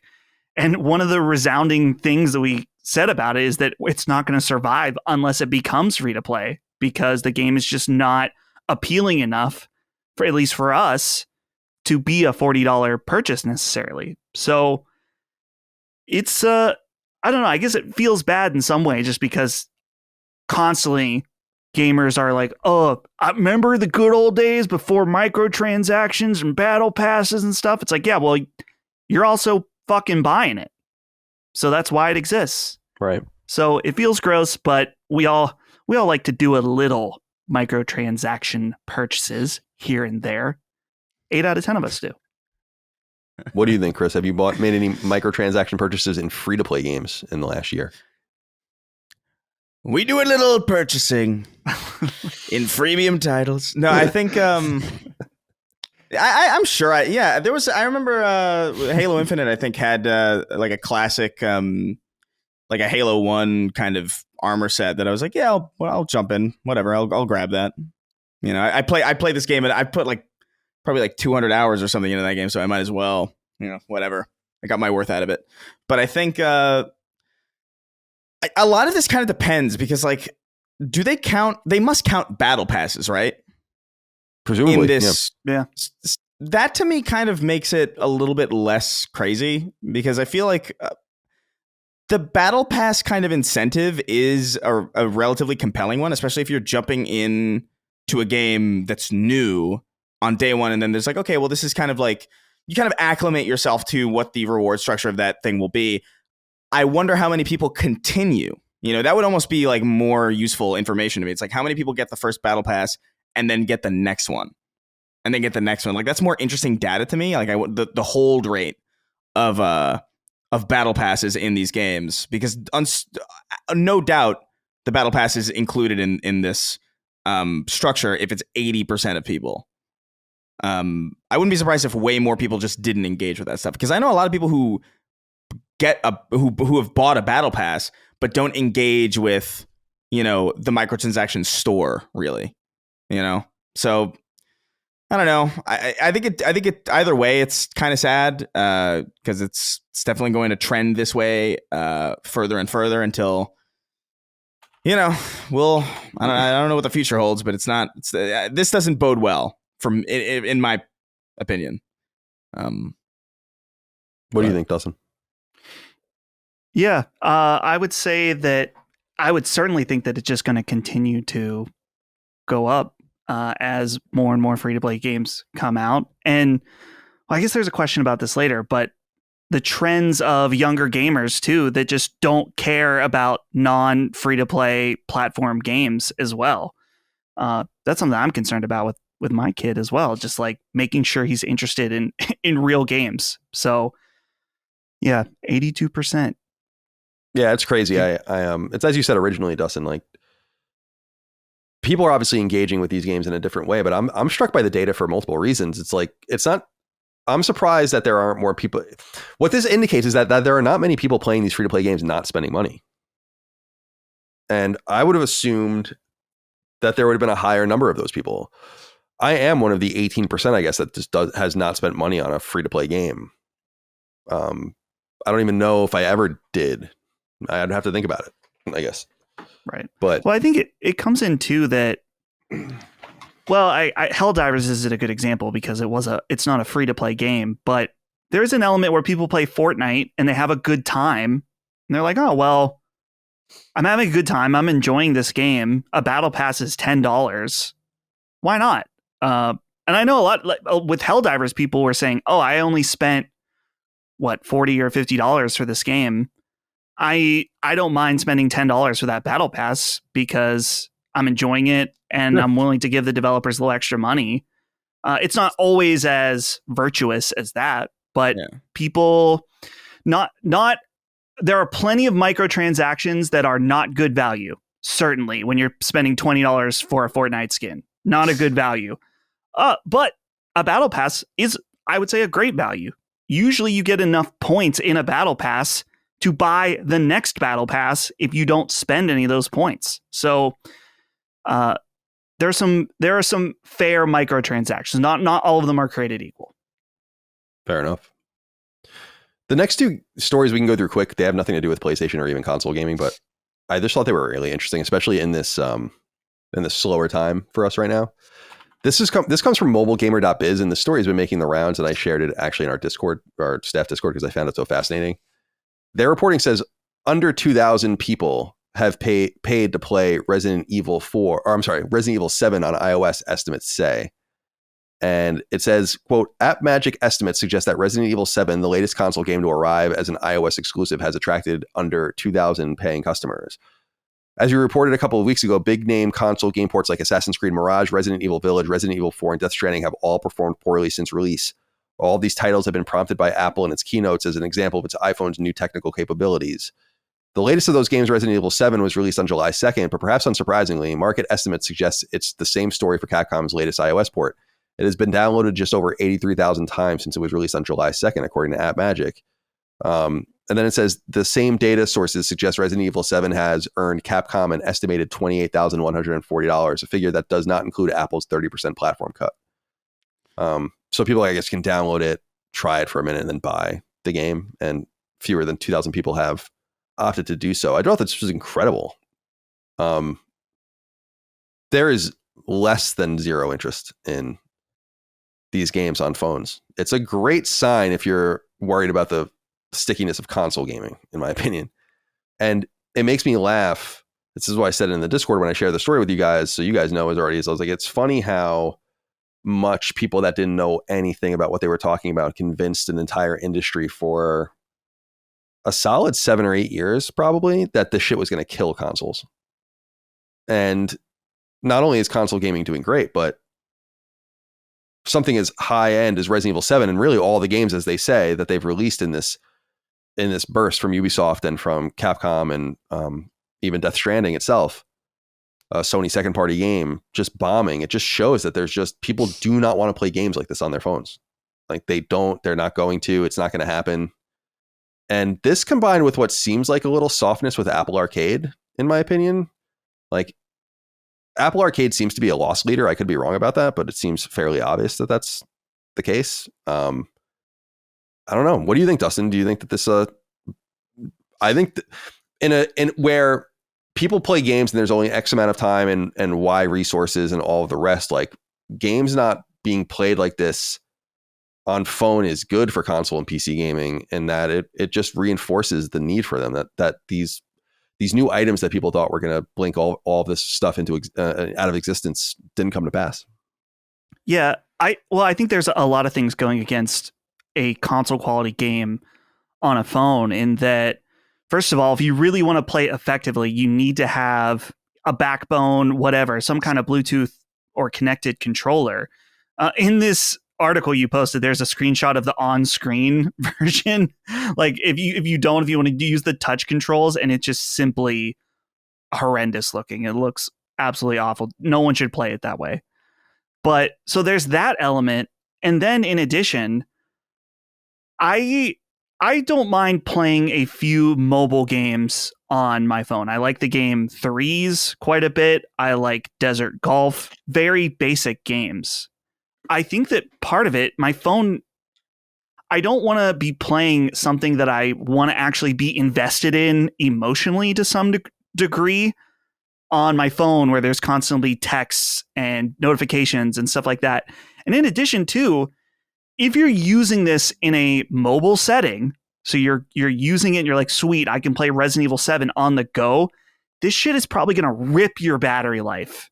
And so that would be a deterrent for me, that if I'm out and about, it's like, I could play Resident Evil 7, but it's going to rip through the battery life of my phone, and then I won't be able to use my phone as a phone when I need to. And then the last thing is that people that would be interested in playing this type of game are the people that don't want to play it on a phone. They have a Steam Deck, they have a Portal, they have whatever, a ROG Ally. They have all these different options that they want a dedicated device to play those titles on. So I appreciate Apple trying to make gaming more of a thing on their platforms in general, because I think, to my understanding, they're trying to make it so you can make an app like Resident Evil 7 and it will play on an iPhone, an iPad, or on your Mac. And more games on Mac, I think, is a good thing, even though I think it's probably a lost cause. But I get it, but it's just not appealing, I think, to the core audience that would be interested in a game like this. So it's impressive. Certainly, I've watched the Digital Foundry videos where they're showing these games running on a phone, And a little, me at 10 years old thinking about running a game like this on a phone is crazy. But now that it's actually here, you don't necessarily want that anymore. So I would expect that these types of big AAA games on phones, if they're selling this poorly, aren't really going to happen anymore. Anything you want to add, Chris? It doesn't like hammer it home pretty much every detail there. I think phones are not where you go for this kind of entertainment. Really, it's just not. I'm reminded of that David Lynch, the David Lynch video. It's like you're watching movies on your phone. Have you ever seen that? Where he's like yelling at the camera. He's telling us like you can't watch movies on a phone. He's like really angry about it. It's great, but yeah, it's just not. Phones are distraction farms. Like I don't. If I'm gonna play like Resident Evil 4, I want to kind of like, I don't know, I'm shutting the lights off. I'm not really looking at my phone. I'm getting invested. Get my surround sound. Get my headphones on. Maybe. I don't want like my Postmates order popping up. It's actually kind of why I don't like the achievements and the trophy pop-ups too, to be honest with you. That's why I shut notifications off on most devices. But it's just not the place for it, man. I think it doesn't hit it on the nose with the battery thing too. It's like, why the fuck would I waste my battery for this thing that I kind of need to exist outside on Resident Evil 4? Like I'm gonna play Resident Evil 4 on like the tiniest screen ever on the bus. Like I don't. Yeah, it doesn't make sense. You got to carry around a controller in addition, or a grip, or whatever. It's like or you use that on-screen shit that like covers most of the screen. Yeah, it's gross. It's insane. It's the UI for the on-screen stuff. I mean, you mentioned it, but like, dude, it covers like so much of what you're supposed to be seeing. And the game's not designed for that. The game wasn't designed around your hands being in the way of the screen. Yeah. So you're probably gonna miss a lot of shit. It's probably the worst way to play this game, probably. So yeah, I mean, it doesn't surprise me. Yeah, I will say we need that Balatro iPhone game. They're working on a port. They said it. They said months ago they were working on an iPhone port. Make it happen. That is the type of game that I want to play because it's not going to rip my battery. I can play in short sessions, whatever. That's perfect. So it's not that all mobile gaming is bad. It's just we don't need console games on a phone. Yeah. It's funny. Two things come to mind here for me as we close on this topic. It's just, first, it's what I think you said, Dustin, which is I appreciate Apple does make these attempts. Apple has been a home of gaming in some sense since Apple 1 and certainly Apple 2. And it's cool that they have a little hub of people that do play games there, especially on their computers that want. And of course, there's a vibrant marketplace of games if you're a certain type of game or a certain brand of game on the phone and on the tablet. And so it's cool that they're trying to do this like cross-platform thing with all their stuff, and they have the money to take those risks. But what it reminds me more and more of is just there are just people in positions of power, as I say over and over again, that just don't know what they're talking about. And my instincts when mobile gaming began was that it was a distinct vertical. And it's just so funny how many people just insisted that wasn't true. And it's turned out the unfortunate thing about it is we got all the shitty parts of mobile gaming on console gaming now. Microtransactions and free to play nonsense and just churn of games to get your attention and take up geography and all of that. So I don't know, just something I thought was interesting and caught my eye. The other thing that caught my eye, and we definitely don't have to linger on this long, but I saw this at Games Industry App it says lawsuit paperwork reveals Valve employs around 350 people and less than 100 work for Steam. Should be fewer then. The writing says, quote, new details of Valve structure, employment practices, and headcount have emerged as part of an antitrust lawsuit against Steam. Although paperwork filed as part of Wolffire's lawsuit against Valve has been redacted in parts, SteamDB's Pavel Jundik spotted that some data was still available beneath the boxes, including Valve's employee counts, their pay and gross margins and commission for the entirety of 2009 to 2021. In 2015, Valve's Steam operation employed 142 people, but by 2021, this had shrunk to just 79, even though almost 10,000 games were released on Steam in the same year. Even with all the staff working across its hardware, Steam, game development, and admin merged. That means Valve employed just 336 people in 2021. At its peak in 2016, Valve employed just 371 staff members on its books. And they later say, and we've talked about this in the past on the show, because Valve's a private company, no one actually knows what their money situation is. but it says Valve is thought to be generating around $6.5 billion a year, which is roughly on par with EA's $7.5 billion.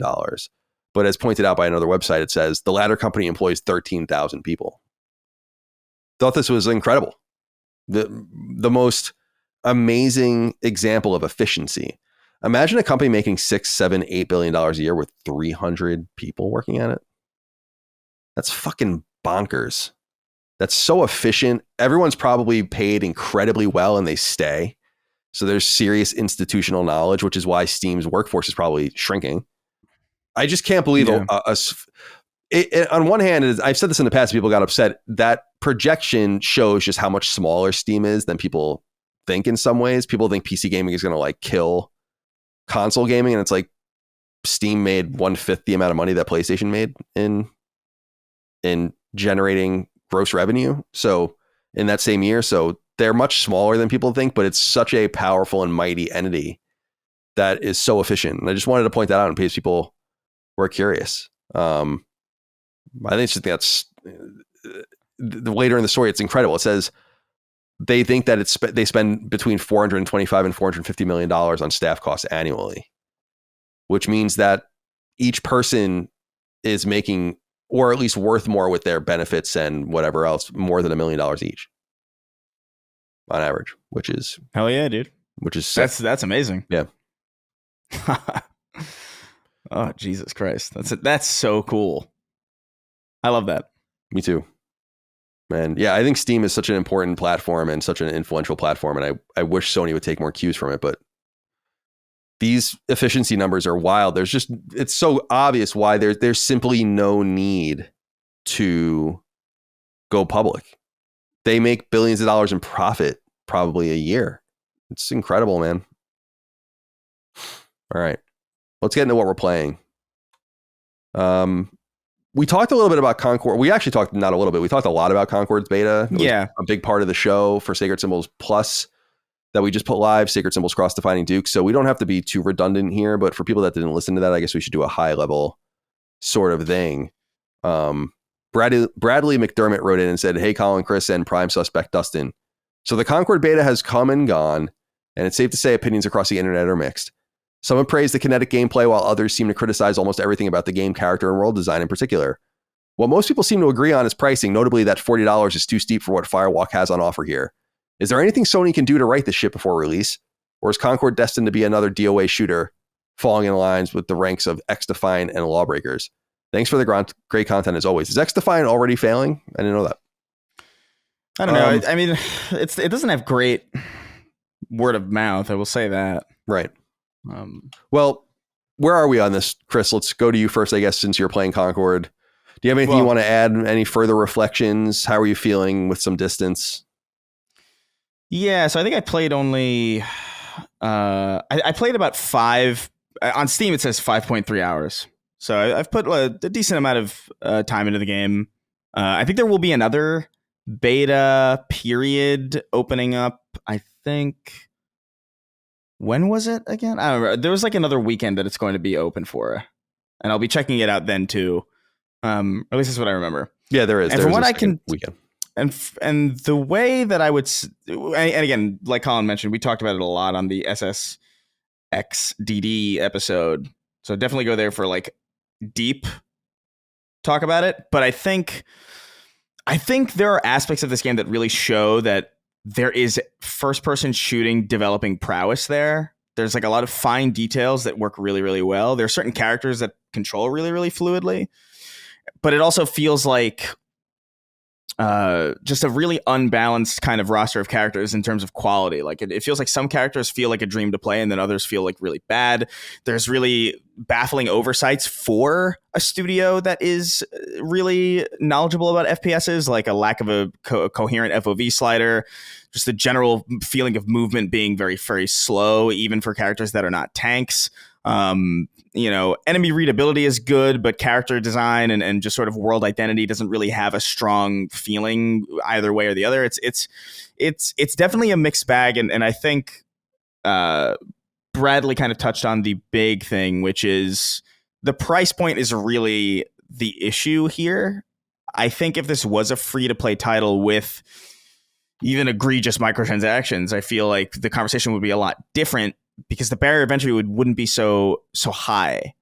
And you would be having a completely different conversation about like the quality level that is undoubtedly here, but just not really at the $40 price point. And that's kind of my high level kind of cliff notes of kind of how I feel about it. I actually like it. I enjoyed my time with it. There's specifically a throwing knife character that I really, really enjoy. I don't know why necessarily. She feels really good to move around. You can kind of like bunny hop almost across the map and you get some good speed. She's got good dodging. She's got like hit scan throwing knives, and that's kind of satisfying. Really good character. But then she and like maybe one other character were the only characters that I felt were really, really like, okay, these are really good characters. And these feel really good to play. But yeah, that's all I'll say about it. Fair enough. Yeah, the next beta I think is in the coming weeks. And that will be open to, this one was open to PS Plus subscribers. I think this next one will be open to everyone. I think it'll be new modes as well. It says I'm on the first link that came up from Polygon. Yeah. Concord's open beta starts Thursday, July 18th. Oh, at 1 p.m. So it's open now again. Oh, great. Okay, yeah, so go check it out. Yeah, and you have one more opportunity before the game launches in August. And I'm curious to see how it does. I'm not hopeful. Not that it's bad. It's just being good is not good enough in such a crowded field. We'll see if PlayStation people come through, but I don't think this game has too much of a chance. We'll see though. Dustin says you're playing Castlevania Symphony of the Night. So yeah, I've been playing Castlevania Symphony of the Night on my CRT on, well, not original PlayStation hardware, but PS2 hardware, since I have better hookups for that. But it's been, I'm still really early on. I really haven't played a lot of games since last week. I've been taking it easy, but I beat the first boss, which I think because it's pretty open-ended. There's a guy, like a gargoyle looking guy, that picks up another enemy and they drop spears down on you. And then so you have to kill them. I'm trying to find the names so that we can talk specifically. I think, that's not the right one. Yeah, go ahead. I'm sorry. I didn't mean to interrupt. There it is. Slagra, and Slagra is one of them. It's the one with the spear. Yeah. So I did that, and like I meant, I don't want to say I'm not enjoying it, but I'm having moments where I'm getting a little frustrated because the game is, being a Metroidvania, very open ended. So I've gone a few directions where I'm like, am I going the right way? I don't know. I don't even necessarily really know what my goal is right now. The next boss I found was basically you're fighting another version of Alucard. So it's like a very video gamey fight yourself moment. And I was having a really tough time with it. So I went and I leveled up 2 more times, and then I found the clock, the stopwatch basically. And I murdered him. It almost felt like I was cheesing it because I just stopped time and then poked him a million times and then he was gone. Easy. So I will say, dude, Colin, the thing that's bothering me. Yeah, talk to me. The bounce back when you get hit. Oh, yeah. Classic Castlevania. Yeah. I mean, that's what it's all about in Castlevania. That's why, it's funny because Alucard's so much lighter. So it's funny that you have a problem with that because, like, if you play as Trevor or Simon in one of those games, it's brutal. Like that's why you'd never want to get hit because you just lose control for like a couple seconds. Right. Well, there's been a few times as I've been learning to play, it just feels like a comedy of errors where I get hit, I bounce back, I fall off a platform. There's another guy right there that I can barely react to. He hits me. That makes me bounce again. And then I'm on some kind of steps. And because it's Castlevania, I'm trying to get the right angle of my sword to slice this guy. Then a fucking table will kill you out of nowhere. Right. So it's been an experience. I'm dealing with, I wonder how the PS4 version is. Maybe that would be the easier version to play because it's very old school in that when you die, it boots you back to the main menu and you need to reload your last save. So it feels like a Dark Souls-esque punishment of almost run back in a way where it's like, if you die, anything you did before your last save, gone. So if you leveled up, if you picked up something cool, it's gone. You got to go do all that again. So I'm not saying it's necessarily a bad thing. I'm just saying it's very old school in that way and can be very fucking annoying when you feel like you've accomplished a lot and then you die out of nowhere. I was looking up the boss order to make sure I Yeah. had it right in my head, and I didn't. So I'm glad I looked it up. So yeah, Slogger and Gaibon are the creatures you fought first, and then Doppelganger would be where you are now. You have a long ways to go, man. And I was wondering, I was thinking specifically of where you were, because I was thinking of a boss that was further down. So I'm glad I didn't spoil it for you. It's further down than I had remembered. But it's interesting, dude, because I find this goes into the whole argument, or not an argument, it's just a conversation about game difficulty. Like, I find Symphony of the Night almost comically easy. Like it's so strange that you're able to play games and master games that I find so much more difficult. And Symphony of the Night is like not even it's like a no-brainer to me. Yeah. And but the funny thing is that I objectively think Symphony of the Night is way easier than the games you're playing. That's what I find so interesting from my point of view. But it might be about like your not familiarity with 2D. Of course you're familiar with 2D, but maybe it's something very inborn in me, like that style of play as a young kid, and you grew up in a different era. Mm-hmm. So maybe you just don't have it the same way, and I'll never have what you have. Yeah. You know? I feel like, so, and to be clear, I'm not very far. I've maybe played this game 2 hours so far. So by the end of this morning, I was getting a much better flow. And I also found that maybe this was just in my mind, leveling up 2 more levels made a huge difference. Definitely. Where there were certain enemies that were taking 3 or 4 hits, and by the end of leveling up a little bit, they were taking 1 or 2. Maybe that's just in my mind, but it felt like I was being a lot more effective through leveling up. And also, dude, the health, healing yourself in this game, at least at the beginning, is so non-existent. I found like 2 potions, and you just can't heal. You kind of just got to try to get to the next save point in order to heal, or die and then restart. So yeah, you'll eventually be able to buy stuff. Yeah. Which is, I've been picking up money. But yeah. So you'll have currency when you find the librarian. Yeah, I'm looking at I'm just looking at CastlevaniaCrypt.com and looking at, they have a whole list of all the bosses in the game, cut out the sprites of all of them. And it's just like, man, this game is so beautiful. It's crazy. What do you think of the aesthetic? Do you think it's as beautiful as I say? I love it. It looks amazing, dude, especially playing it on my CRT. It looks insane. And I love, there's a very particular era where we had some pixel graphics games on the PlayStation 1, but they have CD quality audio.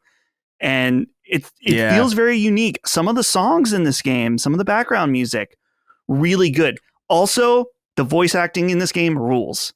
It is right on that line where it is bad enough, but it feels just right, like exactly right. So, despite some of my frustrations, I don't feel like I'm getting filtered. I don't feel like I want to stop. I'm learning the way of the road, because I don't think I've ever beaten a Castlevania game. So this will be my first. Name of the crop, man. Really. Yeah. I'd be interested to know if you ever played. You played Castlevania 1, right? Like the first one? NES? Certainly at some point on an emulator, but never like beaten it or anything like that. I'd be interested to know what you thought about the first, especially Castlevania 1 and 3, just from a feel perspective, because it is so fucking stiff. I wonder if it would drive you insane. I mean, that's like what it's all about, is he's supposed to be like a big hulking like barbarian, so he doesn't move great, and he doesn't jump well, but he just has a lot of power. And Alucard is such a breath of fresh air in a lot of ways, the way he plays, because he's so quick and he can back up, like does that flashback, that dodge, which is super sick. One of my favorite animations. I remember at some point I saw a speed run of Symphony of the Night. I barely remember it, but the thing I do remember is that they would traverse the map by facing the opposite direction and just dodging. And that's what I've started doing. Even in the short amount of time, I'm like, well, I can get from point A to point B real fast. Yeah, much quicker. So it's kind of fun. It's like a built-in kind of like a way to cheat in a sprint. Yeah. Into that game. That's exactly it. Yeah. All right. As for me, and there's not so much more to say because I talked about this game. Well, I guess there's something more to say now that I'm done with it, but I think I talked about it last week, is Pentiment. I platinumed it platinum number 162. I beat it twice. And this game is really great. I, again, want to underline that I don't think this game is for many people, unfortunately for it. I think you have to kind of fall squarely within a tolerance for adventure gaming, which I have a tolerance for, as I've said last week, as long as it doesn't really require you to solve puzzles, which this really doesn't.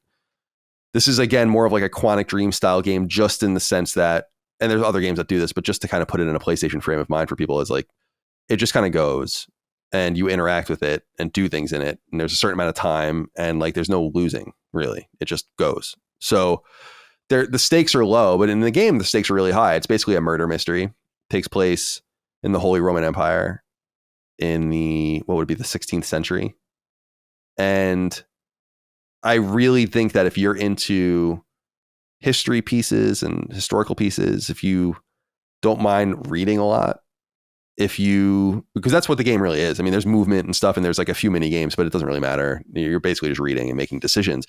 And if you want to make decisions, like hundreds and hundreds and hundreds of choices in conversations, then this game may very well be for you. It's a 3-act structure. The game is very surprising. I won't even talk about the second and third acts because I didn't see either of them coming.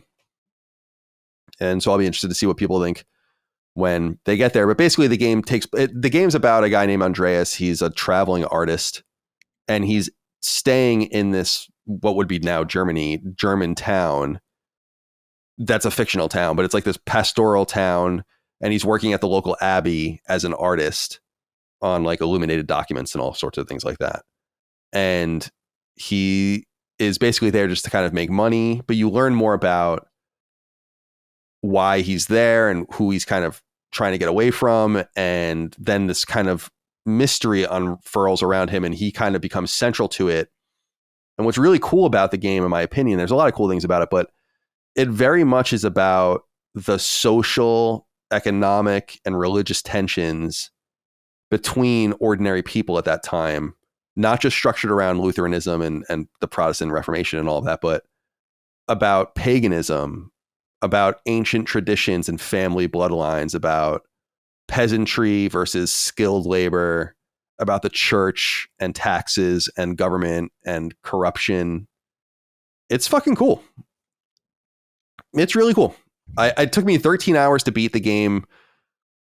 I obviously played it without a guide the first time, so that it was just 13 hours straight up. You could probably do it a little quicker. I was very thorough, and I like to read. Like I was making fun of myself last week. I like reading the glossary and seeing like what everything means and like what they have to say about everything. But I really dig it too that you basically make choices about your character that opens up special perks for your character moving forward. So in my replay through, so you choose where you're from or like where you've been studying or whatever. So you can choose like Italy and France and all these kinds of things. And then that will give you certain angles or like understanding even certain languages. There's an entire scene I experienced the second time through I played where I couldn't even understand anything anyone was saying in that conversation. And the second time through I could because I spoke the appropriate language. You speak like what you studied in school. Like, so you can be like, have an eye for law or for logic or for religion or whatever. It's pretty cool. And then it opens up all these different dialogue options for you. And the second time through the game, there's a part of the game where you play a card game if you want. And I had chosen my background as a rapscallion that I'm like willing to kind of like steal and do the wrong thing or whatever. And it gave me the option. Oh, and then I was also like a tactician or something. So when I played the card game, I could see what percentage I was likely to win the card game, and I could cheat at the card game, specifically because I chose the rapscallion skill or whatever. So as long as the other players at the table weren't looking, I could like load the deck with whatever I needed and all that kind of stuff. It's pretty cool. Like I was like, wow, this is, and playing through a second time with a guide was awesome because I experienced all this shit that I never saw and never experienced in the game. Like I didn't even know you could do. And Micah was watching me. Micah had beaten it a few months ago when it came to Switch as well. And she was like, shit, I didn't even see this. I didn't go here. I didn't know this. And I was like, damn, dude, all the way through the second playthrough, I was seeing and experiencing things I had not seen. So really, really into Pentiment. And again, I don't think this is going to be a game with a majorly wide appeal, but if anything that I'm talking about sounds interesting to you, definitely check it out and give it an opportunity to play it. It doesn't demand too much of your time. It's not difficult. It's fun to even probably play with someone else if they're willing to read along with you and experience the story and make choices. It's not active in any way, so you can just sit there and kind of talk things through or figure out what you want to say or think about it. So yeah, really, really cool game. Pentiment, shout out to them. Shout out to Obsidian. I'm really glad that Xbox decided to release that on PlayStation. So yeah, more power to them. I'm curious how it did, if anyone really cared about it or not. And then last night, after I finished the platinum the night before, I started Still Wakes the Deep, which is the Chinese room walking simulator that takes place in the mid-70s in the North Sea on an oil rig. And a couple hours in, and I really like it. It's very sophisticated compared to their first two major games, and Dear Esther and Everybody's Gone to the Rapture, both of which I've 100%ed. Neither of those first two games have anyone in them. If you guys have ever played them, it's basically you, a model that you'll never see, walking through a still world, basically, and it's cool. But this game is cinematic in some sense with the characters and the voice acting and just a lot of really cool shit going on in it, and is a natural evolution, I think, to what they've been working on for so long. So yeah, I'm a couple hours in. It's a horror themed sort of game, and I like it. I'll have more to say about it next week when I get through the rest of it, but I don't think it demands too much time, so I don't think it'll be any problem for me beating it for next week. So yeah, I started that last night, and I like it so far. I think it's pretty. A couple suggestions. The game starts in fidelity mode, and it has this awful motion blur, and I highly recommend you go to performance mode and shut the motion blur off if you're playing it. And it makes all the. When I first started playing, I was like, oh my God, the motion blur sucks. But you can shut that off. So I highly recommend you do that. Motion blur in a game like that is so weird because it's a slow game. I agree. I couldn't believe it. Like, it was so weird. Yeah, because it is a slow game and you want to play it slowly and you want to be plotting. Yeah. And that's the way I've been playing it so far. Like, I don't love motion blur generally. Like, I generally shut it off, but like there have been like fast games that I played that have it on, and it takes me a while to notice. But like in a slow game like that, that seems genuinely insane to be on by default. Do you want to stop, Dustin, and bank this, or do you want to just keep going? We could raw dog it. I don't know about you guys. No, I'm feeling good. We can raw dog. Okay. Let's raw dog. Let's keep going. Yeah, I'll raw dog you guys. The 6 questions, comments, concerns, thoughts, and ideas from the audience over on patreon.com/laststandmedia. As we get through the rest of these here, some more game inquiries to round things out. Jeremy Jones writes in. Says, hello, CC and maybe D. Now that half the year is gone, what is your game of the year as of right now? Do you see any games supplanting it? Chris, what would be your game of the year right now? Do you know? Yeah, I don't know. I think the big ones that have stuck out to me, obviously, although I haven't finished Rebirth yet, that stuck out to me in a really positive way. Final Shape is actually up there for me. I think it was really, really great. Shadow of the Erdtree is kind of like I don't know if Destiny counts. I think this counts. And honestly, I really loved. There was really something about Animal Well that got me in a way that those games don't normally get me. I don't know if it's like the art design or the ambience or just the feeling of just the precise platforming or the creative level. I don't know what it is exactly. Maybe it's a combination of all these things. And the fact that it really doesn't tell you anything, which normally frustrates me, but for whatever reason didn't. And I think you can glean a lot from games that do things that would normally frustrate you, but for some reason don't. I feel like that in and of itself is kind of an interesting tell that there's something unique going on. And so those are the 4 that I'm thinking of. I feel like I'm leaning towards Animal Well just because it's the one that's not an expansion, and it's the one that is so dissimilar to my normal gaming habits, and just it's not a usual pick for me.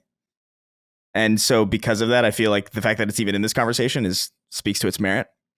But yeah, I might go Animal Well. Although obviously, this is up until now, right?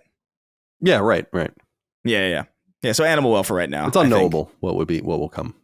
Of course, yeah. I'm trying to also like quell the part of me that's like Destiny was really good, because I mean you have to, I don't know, you have to acknowledge bias also, I think, on some level. Dustin, where are you on this so far? We're in July. July 18th. So there's time yet, but we don't know what the future holds. Yeah. I think, like Chris was saying, there's been a lot of good expansions or evolutions of things that already are around, right? Because Shadow of the Erdtree was amazing. Some of the best bosses that FromSoft has made, but it is more Elden Ring at its core, which is good. And I had a it's one of the best things I've played this year. And I don't want to say the same thing about Rebirth, because obviously it was expanded in crazy ways, but so Rebirth also really high on my list. But when I think of, and I guess I know it's the game of the year, not games of the year, but the two that I am bouncing around of, the game that I thoroughly enjoyed playing the most this year was Persona 3 Reload so far as how connected I was with the story. Love the aesthetics, love the music, the gameplay, hit all the right notes for me. It made me love Persona 3 more than I ever thought it could. I don't want to say worried about it, but it's not the main Persona team. It's a big remake for the first time in that series, but I really fell in love with it. It made me understand why OG fans of Persona 3 held it in such high regards. So it was nice to finally play that and realize, what was so awesome about it for so many people. The most creative game, the game that hooked me that I never expected to, was Balatro. That game, I mean, people are sick of hearing me talk about it on this show. I've cooled off. I haven't played it in a few months now, but when I was balls deep in Balatro, it was all consuming for me. Where I would play it in the morning, I would play in the afternoon, I'd play it before bed, and I was thinking about it constantly, the different strategies, the different opportunities. And it was so insane for me as someone who didn't know how any aspects of poker worked at all, or didn't know how a single poker hand. Now, obviously, Balatro isn't poker, but it carries along some of those fundamentals. But it's not often now that you play a game that you feel is pretty wholly unique. Because all those other games I mentioned were amazing, but I've played things like them. They're certainly improved upon and added new things and done things in new ways. But Balatro is just something I was like, wow, I never thought I'd be into a game like this ever. And it blew me away. It's so exciting now as I don't know if it's a getting older thing or just from playing so many games that are really unique are more appealing to me now than they were before, simply just because it's something different. For example, that Path of the Goddess game comes out as of the day of listening. It comes out today. And I'm so excited to play it because that demo was unlike anything I ever played before. I guess it's a mix of things that I've never played or I've played before, but in a way that I've never seen mashed up. So simply something that's new and engaging is really exciting. But Persona 3 Reload, Balatro, those are the two bouncing around of my favorite games so far. You got to give special credit to the games that are really outside of your wheelhouse that grab you despite that. Like there really is something to be said about those things. I have Balatro still, and I'm still kind of intimidated to start it. I don't know what it is. I really have no idea why, but it is more intimidating than a lot of the other games that I have just sitting in my library. Because I'm just like, I think it's because I want to like it, and I don't want to start it and be like put off by it. Right. I don't know. It was interesting. I'm saving it. I own it as well, but I'm saving it for football season. So I'll play it on Portal. Oh, that'll be perfect. That'll be absolute, dude, on the Portal. Smart. It was interesting when I was talking about it a lot when I first got into it, because I had quote unquote beaten the game where you get to the end of a round. I guess it's not a round, but you get to the end where you hit the score to the, to that level. And then I was joking about it. I was like, yeah, I did it. And it's easy to beat Balatro. It doesn't happen every time. So there were some people responding saying like, oh, it took you that long to beat a match. I beat one the first time I played it. But then there were other people responding. It's like, I've been playing for 2 weeks and I haven't beaten a round yet. So the difficulty is definitely variable per person and your whatever strategies you employ. And that's what's so cool is that because of the way the Jokers work, you can set up basically different strategies, how different cards play off of each other. It's an awesome game. Go check it out. It was on PlayStation Stars. I don't even know if PlayStation Stars works anymore. Apparently, I actually looked at it. Apparently it is back. And that's how I got it, was via PlayStation Stars. I used some of my points. I'll go on here right now with you and see. I got a notification from PlayStation Stars, but then when I opened it, it did not work. Oh, okay. It's working now. Oh. Yeah, it looks like look at that. They wait, fixed it says it's still not working for me. Oh, that's yeah, I've got it. Maybe I have to update the app or something. Huh. What the hell went on with that? I don't know. It's a great mystery. Someone must have like extracted too many coins or something like that, and they wanted to nip it in the bud. I have no idea though. For me, game of the year, I think is pretty easily Final Fantasy VII Rebirth. I'm looking at the games that I've played though this year. I was counting them. I think I've beaten 16 games this year, but I would say only 7 or 8 of them are even came out this year. And then I played a few that came out this year that I didn't beat, so I wouldn't count those anyway. Other games though that came out this year, I guess a second would be Helldivers 2, as far as games that came out this year, or maybe Stellar Blade would be 2, and then Helldivers would be 3. Oh, Helldivers, yeah, that man. But other than that, I mean, Pentiment didn't come out this year, so I wouldn't. That would definitely be one of my favorite games of the year. Crow Country was good, but I wasn't like wild about it. Proteus didn't come out this year. Everybody's Gone to the Rapture didn't come out this year. Ion Fury didn't come out this year. System Shock didn't come out this year. Animal Well I platinumed, but I wasn't in love with it. Uncharted 4, I mean, obviously didn't come out this year. I played Remake all the way through. That didn't come out this year. Banishers I didn't beat. Grand Blue Fantasy Relink I beat, but I don't think I would call that. That's too weeby for me. I'm not going to give that it's a little too weeby for me. Where are the games? Where are the games at? Where are the games? There's about 15 games that we just listed that are all awesome.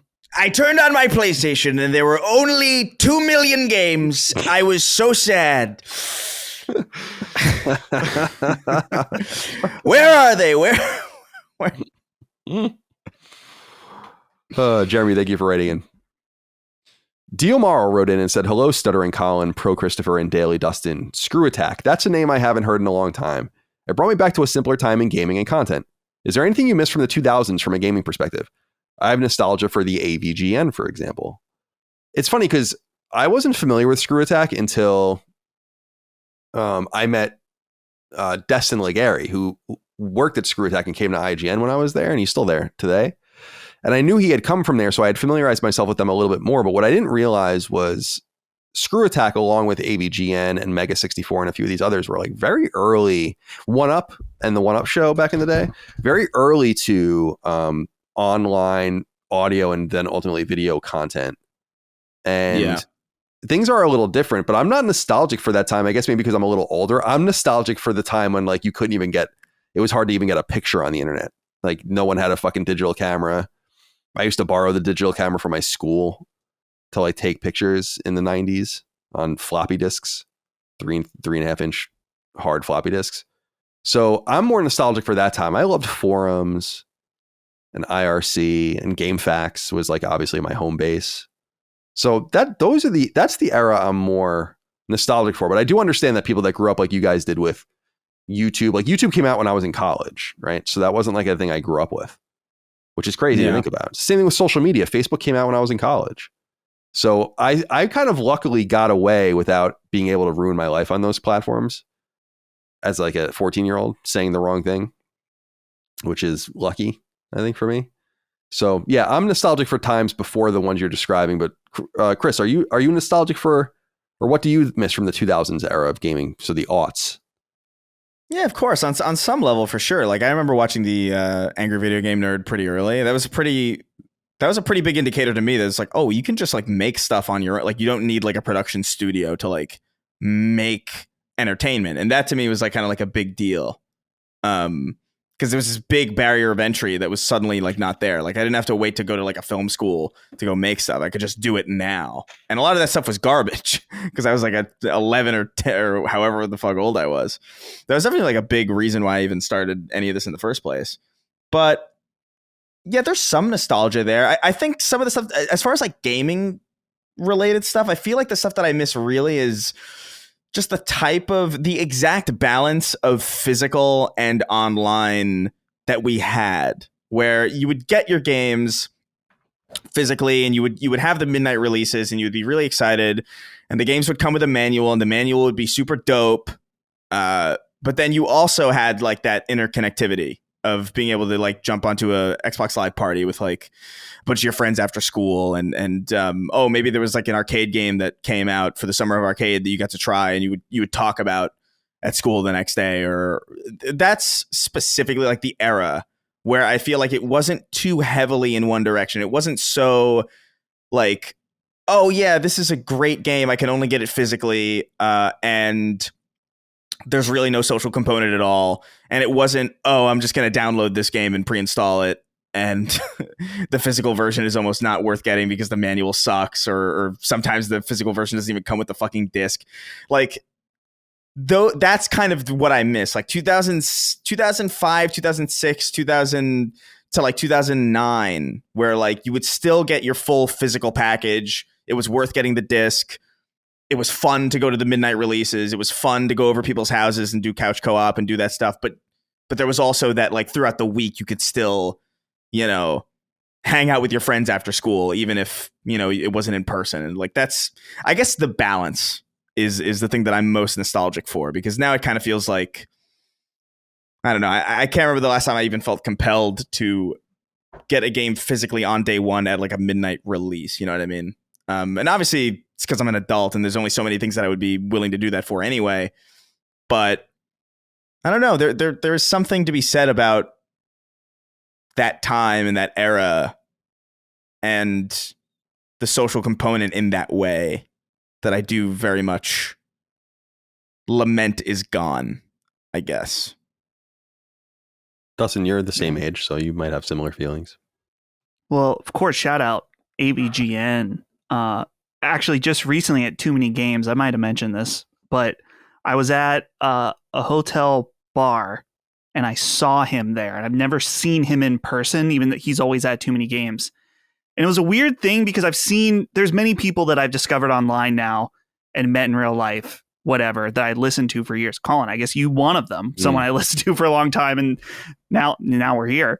But it was a weird starstruck moment for someone he's just clearly a guy, right? But I was like, holy shit, I remember watching AVGN in like the summers in 9th grade. And when I remember discovering him and be like, whoa, look, there's all these episodes just watching for hours.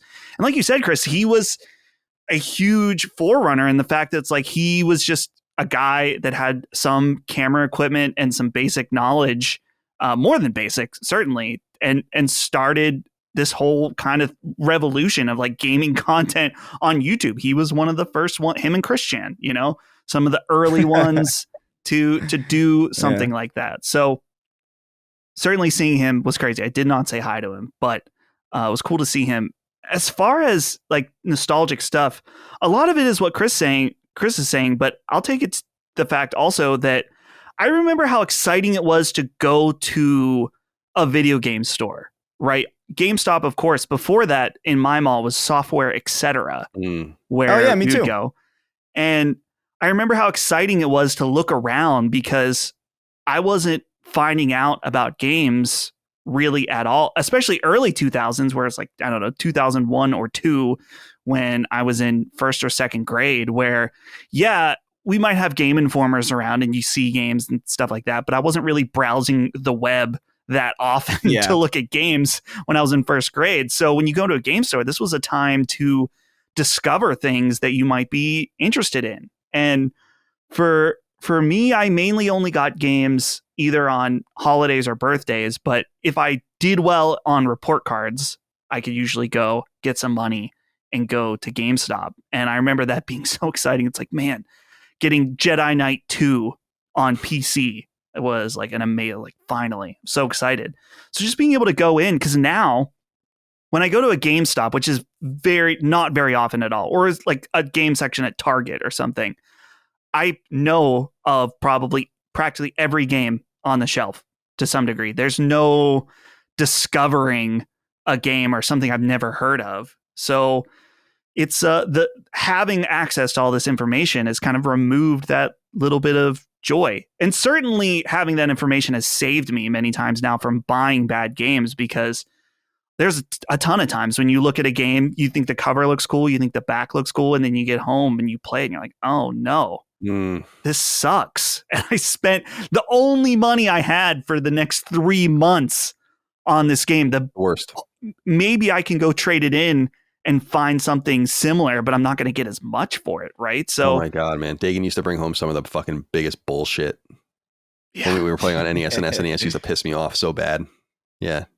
I remember my fucking Deadly Towers and Deadly Pilot Towers, Wings and all these things. He traded I think he traded our copy of Kid Icarus for like the SNES Pilot Wings or whatever. And I was like so mad. And I was like, oh my God. Yeah. You know? It's dude, and as a kid during that time, so many of those kids licensed games were just terrible. I remember my uncle, who I've mentioned a few different times, he's just a few years older than me. We grew up together. He put at Walmart, he put Digimon World for PS1 on layaway and was saving up for it. And I don't even, do they still have layaway now where I think they do probably at some stores. They hold an item and you can pay it it off slowly, and then you get it. I can't remember exactly what the details, but eventually he got it, and we got it home, and I don't know what the fuck was up with this Digimon game. It was nothing like the show. You have to evolve your Digimon, and every time our Digimon would literally turn into shit. Like he would turn into this poop monster, and we couldn't figure it out. We tried so many times. It was so bad. So sometimes you get a stinker, but now it's kind of fun thinking back to it. Like I really would like to get that Digimon game for PS1. It's like $60 now. So it's hard because it's nostalgic. So I want it for that reason, but it's also like, do I really want to spend $60 on a game that is truly terrible? I remember playing that one too. That specific game. Was it the first? It was the first one, right? Digimon World? Digimon World. And there's a really, really gross intro pre-rendered scene where the character models look so bad. Oh, I don't remember it. I remember playing it, and I remember it was like a Sims kind of game where you had to like take care of your Digimon, and then they would turn around and then they would shit. Mm-hmm. They would like literally shit all over the place, and you'd be like, "What the fuck?" I don't remember this from the show. I don't remember Digimon shitting. Yeah, that's the whole arc you missed. But I also feel weird about that game because I feel like I remember liking it. But I don't know if that was just like, you know, you're a kid and you're just happy to be playing something, or if it was actually kind of okay. I know those Digimon games are pretty. A lot of people like them. I don't know how well that first one stacks up though. One more nostalgic thing, and I want to ask you, Chris, if this happened to some degree, but when you're in elementary school, there's always the urban legends. Pokemon was most notorious. Like, hey, if you get if you move the truck, if you use the move or whatever, the push move of a Pokemon, you move the truck before you get on the boat. There's a Mew under there that you can get. And then, of course, with Missing No, the glitch was like the haunted Pokemon, and it would fuck up your game. So that was always cool. One of the last ones I remember was for Halo 2, where there was this rumor that you could unlock the golden warthog. That it was like you had to clip or somehow shoot through this barrier in this one map, and it was back there. And so we would try to like glitch through this wall in this one Halo 2 map. Of course, it did not exist. But we're always curious, like, is the golden warthog out there? Well, that's what I like about those the way that early internet kind of coincided with that too. Because I'm sure. Do you remember the Ghost of Lockout or whatever, where there was like this rumor of like people were playing? There was this video of these people playing multiplayer, and then there's a third person in their game, but they're not online and they're not showing up on the roster. And it was just like it's like I guess like a really early example of like analog kind of I think by the time that happened, I was too old to believe it, but it was still kind of like fun to see that. Because I definitely convinced like my nieces and nephews that it was real. It freaked them the fuck out. It was cool to see that. But no, totally. The urban legends I relate to, especially with Halo, because I remember in Coagulation, which was like the Blood Gulch remake for Halo 2, there was like this rumor, it's like, if you could get over the mountain, there's a whole nother map over there, which is so stupid. Like there would be no reason for a developer to do that. Let's make this incredible map on the other side of this wall that people can only get into illegitimately, that we won't host games on it. It's insane. But that was around the time, I don't know, there was like an innocence around that time where as a kid, I would say that your average kid or your average younger person who's playing video games now is a lot more knowledgeable and as a result, a lot more jaded about like the games industry and what means what. Like I remember like one of my, I remember it was like one of my younger cousins.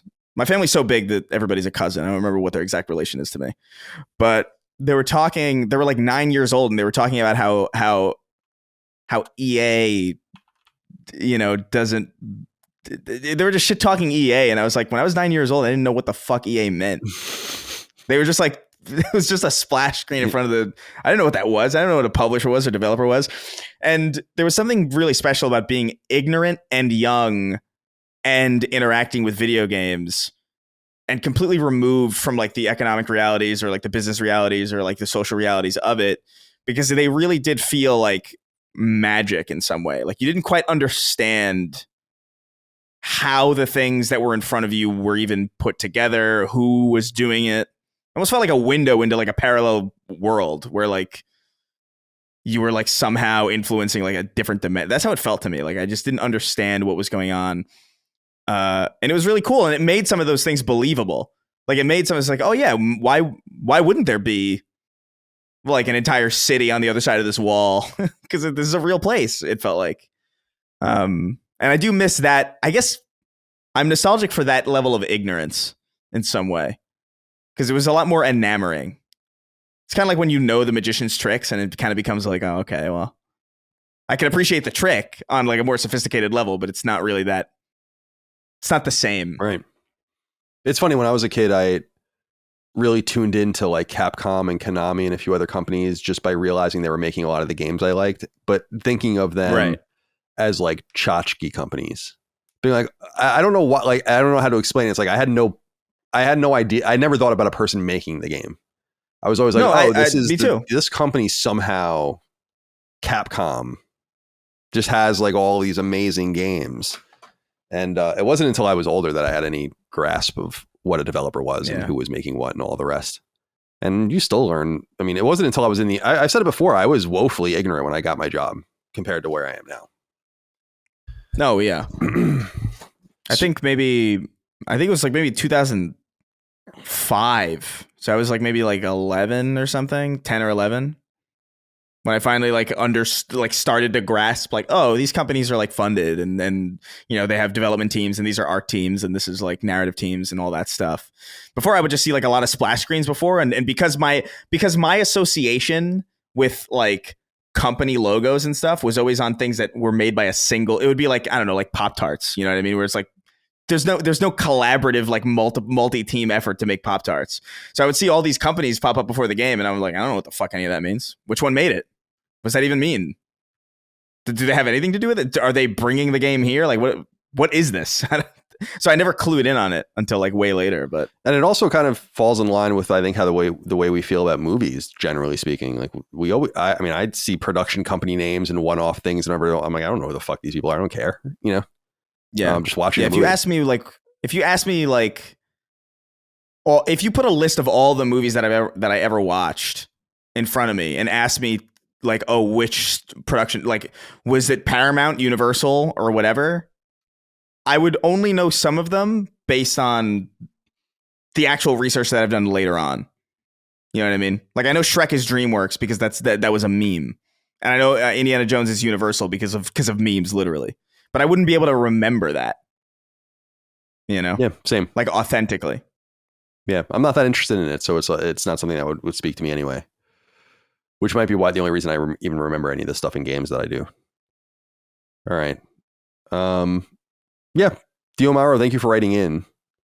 I think we just missed different eras of games. The one thing I'll say in Postscript is just I feel really fortunate that, and I've said this in the past, that I was on the internet in the 90s, because that was when it was, we'll never get that internet back. What the internet is, what the internet has been for the last 20 years is what it's just the same, just a faster, more social media bent, more media, but nothing fundamentally has changed about it. And there was something like really exciting about being in the gaming space in the 90s on the internet. Because it was just like, we've said it before, it's like when parents were afraid of you meeting people on the internet. It's like not even a thing anyone cares about or thinks about anymore. But when I had a friend on the internet that I met in high school in 2000, we like hung out for a week. He came out and flew out and saw me. That was like a big deal, and everyone thought it was weird. You know? And like that he was going to kill me or something. My parents were the same way in 2007. I had a friend in the UK that I still talk to now, and they're like, "Who is this? Who is this person? Who are you talking to?" I was like, "I promise it's a child." At the time, you know, everybody was worried about like adults, you know, like creeping on kids, and for good reason, I guess. It's just, of course, yeah. But yeah, to me, it was funny. It was just an interesting era. No one knew who anyone was. I think I said it before in the past. It's like you lived like 90% honestly, and like 10% of it was a lie. You know, on like the forum days. There's something anonymous, like inherently anonymous about it. Like you would have to try really hard for anyone to even know who you were. You know? Right. So like it was just kind of a different vibe. I'm sad that more people didn't get to experience it because it was gone before you knew it, really. Cable internet really changed everything. DSL. Yeah. All right. Zach Music wrote in and said, "Hey guys, long time, first time. Do you ever suffer from an immersion problem in games? I struggle sometimes with the concept of the world being on the line and collecting Korok seeds, or getting the best swimsuit put together while Sephiroth is trying to go deity. The longer some of these games get, the more I wonder if cinematic storytelling is going to need to adjust. Thanks." I've long disassociated myself from the real-time aspect of games, unless it's like truly implied. And even if it is, I can still circumvent around it. For some reason, Zach, the game that came to mind for me, or the series that came to mind for me that I think illustrates this, is actually Resident Evil. I think Resident Evil games, at least the first few, are real time in some sense. Or at least the as you play as the different characters. And that does give it some sort of urgency, but it's in the real time perspective of them being in game and not occupied with something else. Like when you're in an inventory, that's not ruining the immersion of the game for me. I'm just in the inventory because it's a video game. And the reason Resident Evil came to mind for me specifically is because, as everyone knows, because I talk about it all the time, is I'm obsessed with the save rooms in Resident Evil and the idea of relaxing there and hiding away and being safe and going through your stuff and equipping up and all that kind of thing. And I still feel like even that takes place in some sense out of the real time of the game. It's something that the game uniquely adds to the experience that is neither unimmersive nor can really be found in any other entertainment medium. So when I'm playing Far Cry and I'm supposed to be doing all these kinds of things, but I'm just going around killing everyone at all these different bases for no reason, it's like, it's not really unimmersive to me, because inherently we're playing a video game. And it's not to be dismissive of what you're saying. It's just that for me, I'm not really going for like full hook immersion in my video games. It's supposed to be experiential. And part of that is like experiencing the world in a different way. Just go watch a movie. If you just want like immersive narrative. So that's the way I feel. Do you guys have anything you want to add on that? Yeah, I mean, I understand what he's saying. That things like this used to bother me, and then I don't know exactly when, but I just kind of stopped caring much about it, just because I understand that there's kind of an abstract interpretation of even the things that we are seeing, you know, physically or visually displayed in front of it. Kind of like Red Dead, right? Or Grand Theft Auto, where this is supposed to be like Grand Theft Auto 4 is a good example. It's like, this is supposed to be New York City. But it's very small compared to the real New York City, because the real New York City in video game form probably wouldn't be that fun to traverse in real time. And so I always kind of have it in my mind that although I'm somewhat kind of interested in what that experience would be. Like it would be so fascinating to actually see like a real time, like proper city, like built like that. And I'm still very curious about how that could be made. I understand that there's an abstract level to this where when you're riding your horse across like the plains of, America in Red Dead 2, the towns are far away to give you a sense that they are far away. And they are, I think, within the realm of the world of the game, actually as far away as they would be. But the way that it's conveying that to you is like a streamlined kind of way to get you kind of on the line of that experience without putting you through the tedium that would make that unfun. And so it's not real what you're saying. It's kind of almost like a memory version of it's very difficult to explain. I don't know how to convey it properly, but immersion is a lot more than just conveying things accurately, I guess. It's more than believability. It's kind of more about selling an emotion more than being faithful to the realities of, because dude, so many games, if they were built on like true immersion in the sense of like accurately representing like time or scale, would be so fucking unplayably boring. It's insane. Right. I think that applies to movies too. Because I understand what you're saying, totally. Colin, about like, oh, you just are locked in to one narrative thread. But I think with all movies too, in any medium, there has to be some degree where you're like, okay, certain details about reality don't matter. When I watched The Matrix, there was one time I was thinking like, man, wouldn't they be all deaf? Or any movie that has lots of people shooting guns without ear protection. Right? Guns are really fucking loud. They're not just something that you can just shoot without any ear protection all the time and be fine, or not wince or whatever. There's that element, or even like John Wick. There's from the second one where they have the silencers and they're like covertly trying to shoot each other in like a different public setting. It's like, yeah, those silencers don't make it that quiet. It's not like a pin drop of a bullet. But that's okay. It doesn't ruin the movie.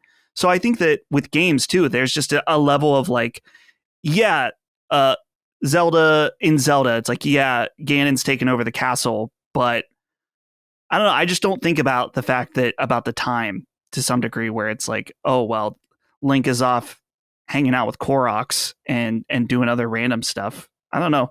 It's just a game to me.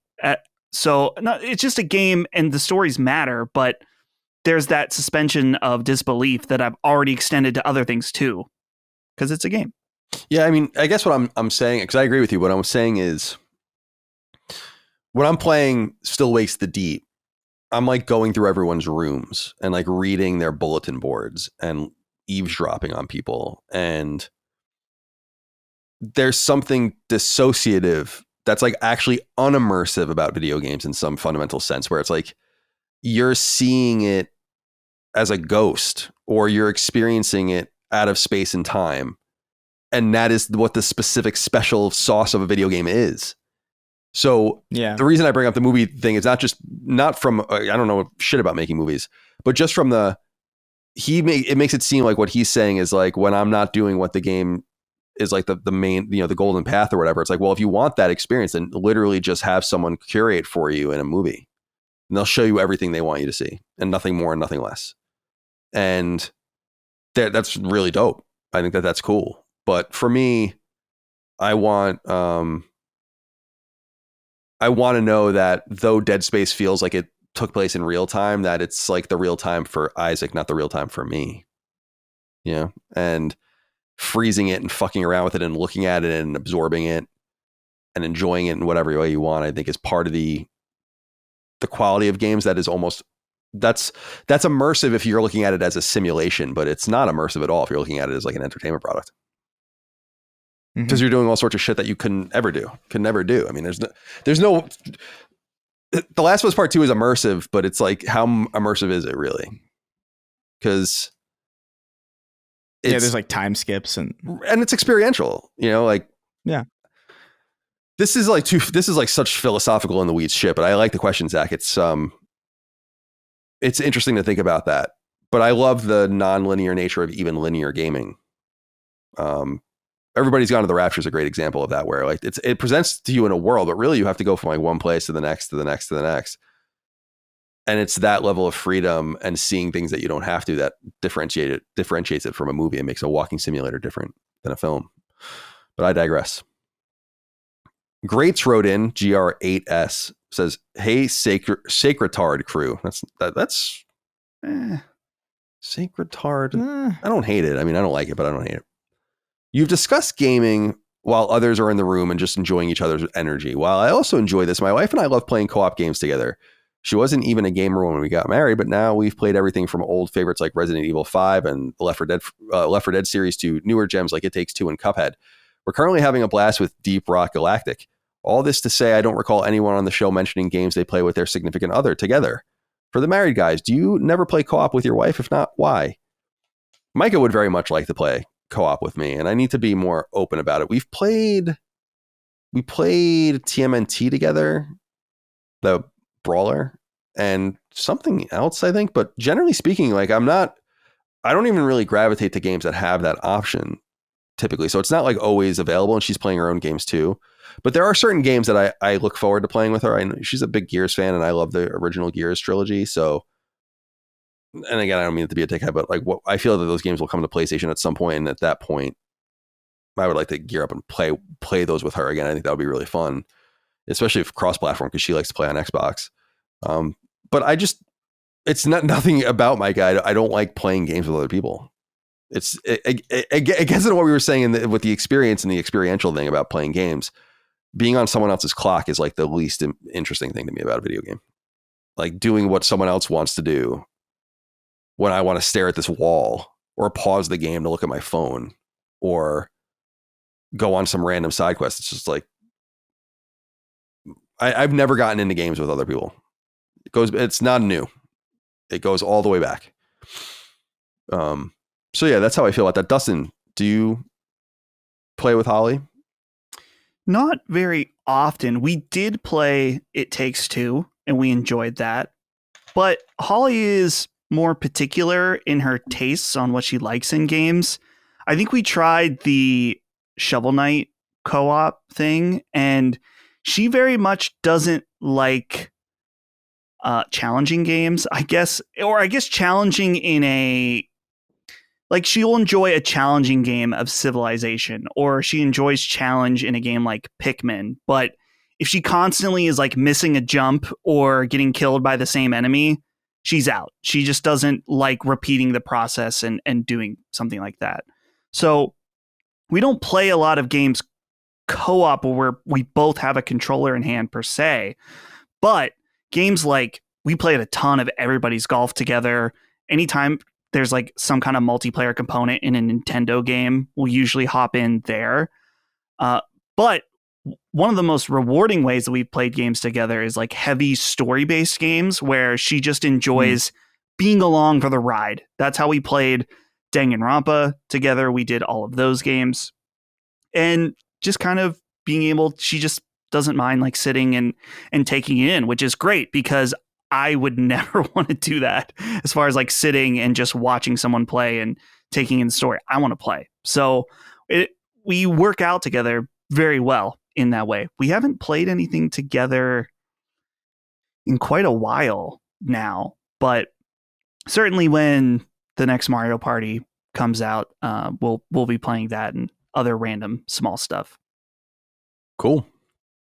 Yeah, I don't know. I have to be more open-minded to it, but there's just so many games I want to play the old-fashioned way. And I do wonder if it's a nature versus nurture thing. It's probably a little overstated though, because like I grew up with lots of people playing games around me, like my neighbors and my friends, especially in the N64 era. So that was like high school for me. We played so many multiplayer games like on a constant basis, not only sports games, but GoldenEye and Mario Kart and Mario Golf. I don't really like Mario Kart, but we'd play at Mario Golf, Mario Party, Soul Calibur later on Dreamcast, and Power Stone. Mm-hmm. And so there was a lot of that going on, but it was never my preference. And I must say that for all those times I was with other people, that I was really alone all the time too, like, or often, I should say.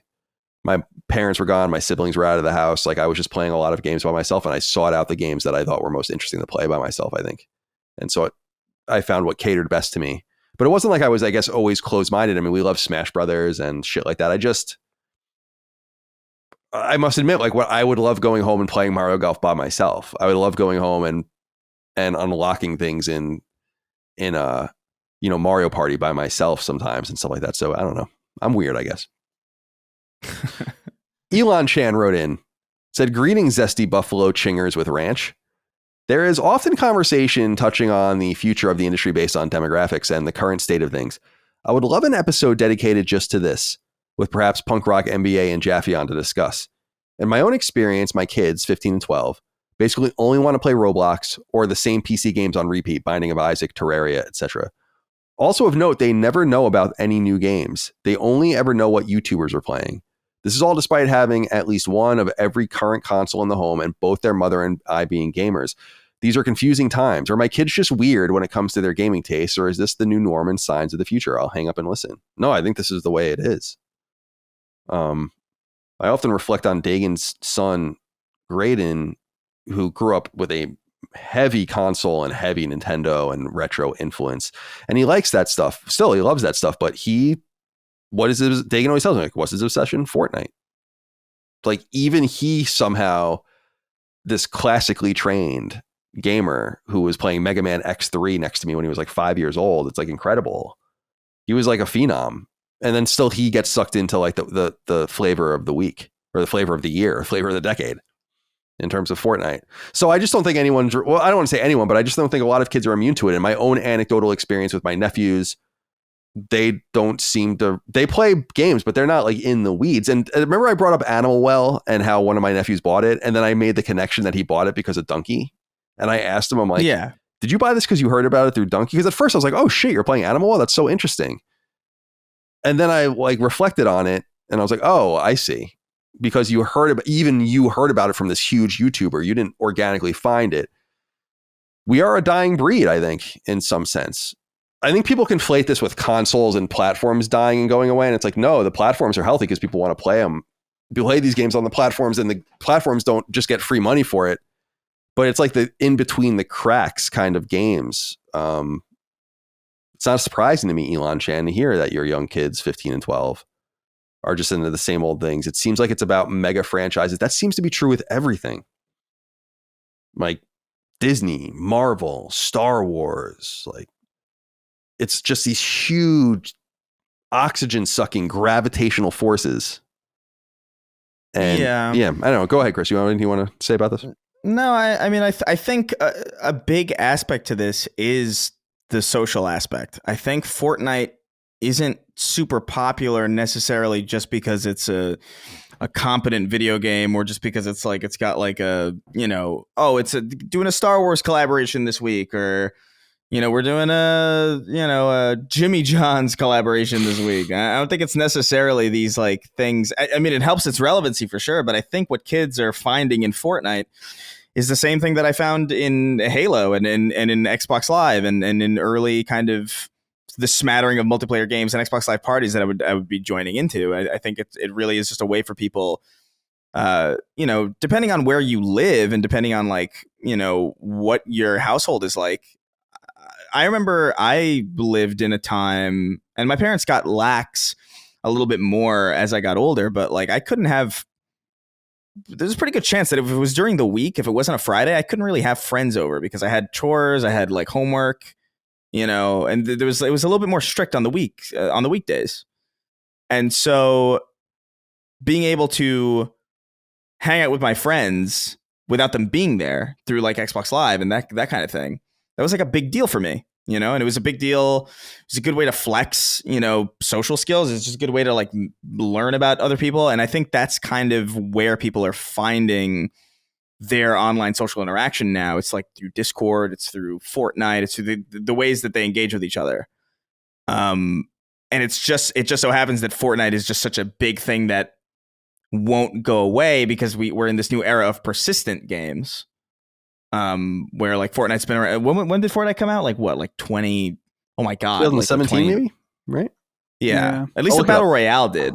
At least the Battle Royale did. I know Battle Royale was later. I know Fortnite itself is a lot earlier. I remember like 2012 or 2013 or something like that. Yeah, 2000 June. E3. Fortnite Saved the World went into early access June 25th, 2017, and Fortnite Festival is the latest release, and that's 2023. Yeah. So I mean, I think it's this kind of weird situation where it's like I think if Fortnite had like a normal cadence, or like the cadence that we were used to growing up, so like 3 years and then maybe like a Fortnite 2 comes out, there would be more opportunities for these games to maybe get dethroned by competitors. But because they are so persistent, and because again the barrier of entry is so low, it's free. Why wouldn't you do that? I think that's just kind of the reality that we're seeing. I think eventually people will get tired. But there is also this situation of, younger kids are coming in as maybe older adolescents, and adults are fading out. So it's just it's always going to be this popular thing. It's kind of brilliantly poised in that way. But I don't think it means that people who are playing Fortnite now or growing up on it are doomed to stay there forever or will not eventually evolve their tastes. I actually feel like it's in some ways the opposite. Do you have anything you want to add to this, Dustin? By the way, Yeah. I looked up the release date. Fortnite Battle Royale was fall 2017. Right. Yeah, it is.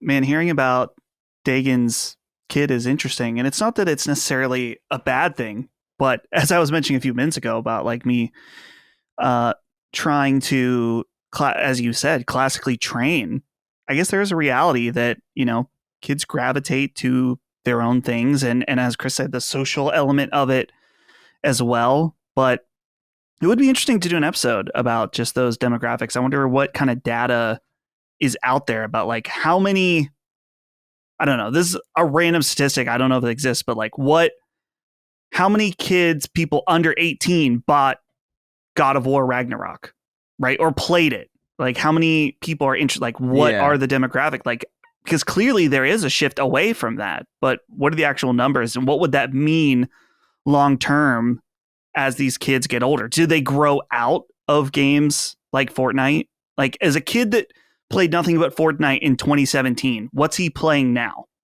Is he moving on to playing bigger, more AAA releases? Not that Fortnite isn't AAA, but you know what I mean, standalone releases. Or has that type of game, the free live service type game, something that they just settle into? It's hard to say until more time passes too. Yeah, I'll be interested to see. I have a theory that traditional gaming can and will exist for a long time to come, but the group of people buying games seems to be a stagnant number. And I guess what you're saying, and what I would be curious about too, Dustin, is does a person graduate into that space, and do people graduate out of it to something else or just leave? Or is that number staying the same and it's the same exact people? But I don't think it is. Like I know people in my own life, many people in my own life that have bounced off of video games as they got older, that were very into it. I mean, I think about one of my friends growing up on Long Island, Corey, who was arguably a fucking bigger nerd than I was about games. And he doesn't play. I saw him at a friend's wedding some years ago and talked to him in a while. And I talked to him and he's like, I don't really play anymore. And I was like, unthinkable to me. Because I was like, wow, you were crazy nerdy about it in a great way. I mean, we bonded over that sort of thing. Even the first time I played Gears of War, I played it at his house when I came home from college. And so if people like that can shed, then I think anyone can. And it indicates to me that there is a churn in and out, which is good, because as long as the number can stay somewhat stagnant, even, I mean, it would be nice for it to grow. But as I've noted in the past, I think the growth is going to come from markets that are outside of traditional Western developed markets. There's a whole African market. There's an entire Indian market. There's an entire growing Chinese market, even smaller markets like South Korea. If and when these come online in some way with console gaming, which is not in places like South Korea, it's not likely that it's going to matter very much, because they're already a developed country. And they have a huge mobile phone and PC kind of culture there. But China, I think, is a nut to crack. And I think India and Africa are interesting nuts to crack in the future too, that will keep it growing. So imagine, instead of 150 million console gamers or 200 million mostly in the West, you have 200 million and 100 million of them are in the West. So the pressure's taken off a little bit. And then you have all these other developed countries. So it's kind of crazy when you think about it, though, that there's only that many people playing console games. It shows you it's not even about that versus other video games, because people be like, oh yeah, they're playing on PC. No, they're not. Like, like I just told you that Steam's estimated revenue is $6.5 billion, which is 1/4 of the amount of money that Sony's was on PlayStation. So PC is a great place to go for that kind of experience, but people have this idea that it's a migration. It's like, no, like it just might be evaporating, and that's even worse. Anyway, we'll see what happens. I feel like I keep saying anyway, like I'm Joe Biden. That's his new thing. Have you noticed that? Oh, anyway. Yeah, anyway. Smart. You should reach out to Punk Rock though and see if maybe he has any idea, if he wants to do something about this. If he feels like he has anything to say about it, because he's obviously very engaged with a parallel industry where I'm sure there's similar trends about genre and concert going and streaming and all sorts of interesting stuff. All right. Finally, Connor Reese wrote in and said, greetings, gentlemen. What are your opinions on Microsoft laying off one of their DEI teams? And one lead wrote an email about how diversity, equity, and inclusion is no longer business critical. I'm not one of these sweet baby or evil folks, nor do I hate DEI initiatives, but I did find this interesting. Was DEI just a fad at large corporations? Have they decided it no longer matters? Was it always a PR thing? Curious to hear your thoughts on the matter. Thanks, guys. Have a great weekend. And Dustin, stay safe out there, my brother. Connor, thank you for writing in. Yeah, I think this was interesting. I did see this, and the emails were going around. Some things leaked or whatever. You ask, was DEI just a fad at large corporations? Yes.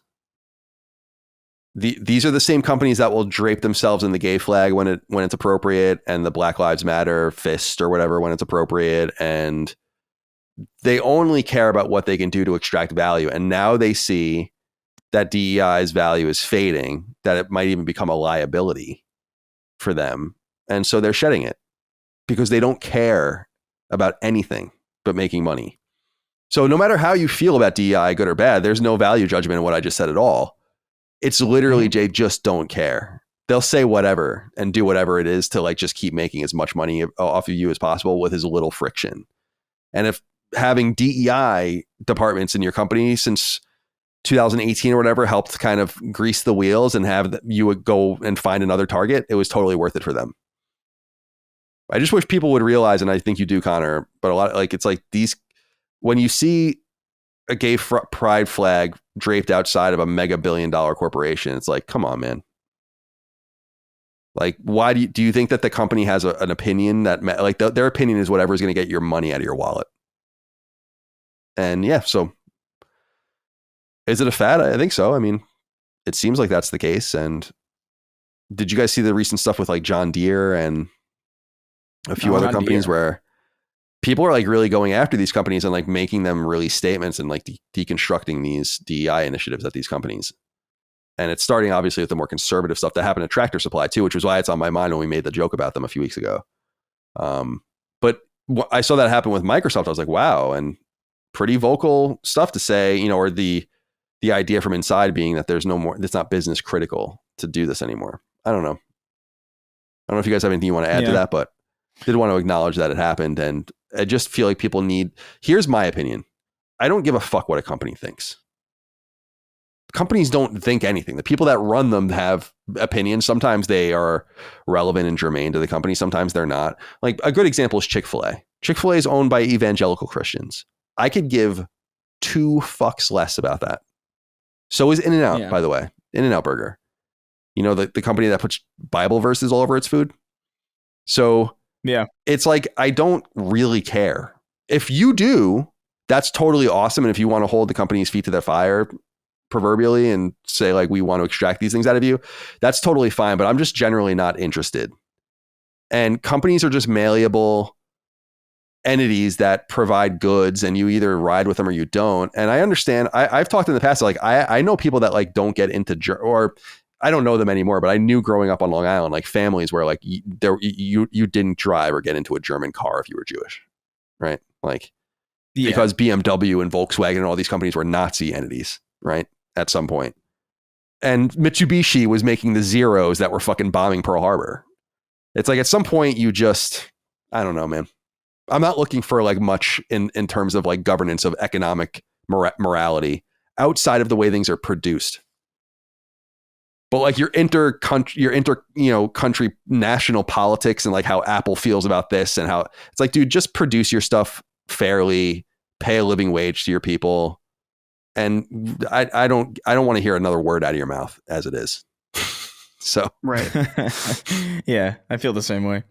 I guess there is an element of if a company is political and just states it, then that's annoying, but whatever. But sometimes companies do act on politics that would be unsavory, right? Because thinking of like limited run games, you know, they acted in a way, did something in a political stance, wronged somebody.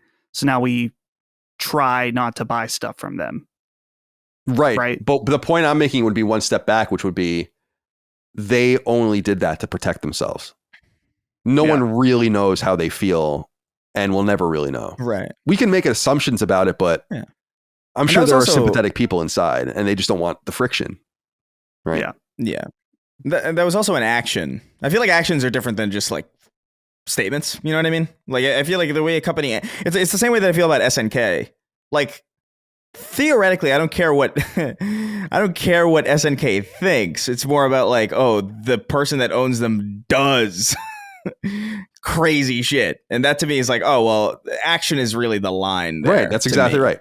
Yeah. It's like if you're going to manufacture your shit in China, use audited factories, but preferably make your shit somewhere else and make the right decisions by your workers and source things fairly and pay your taxes. And like, that's like the level of like corporate governance I care about.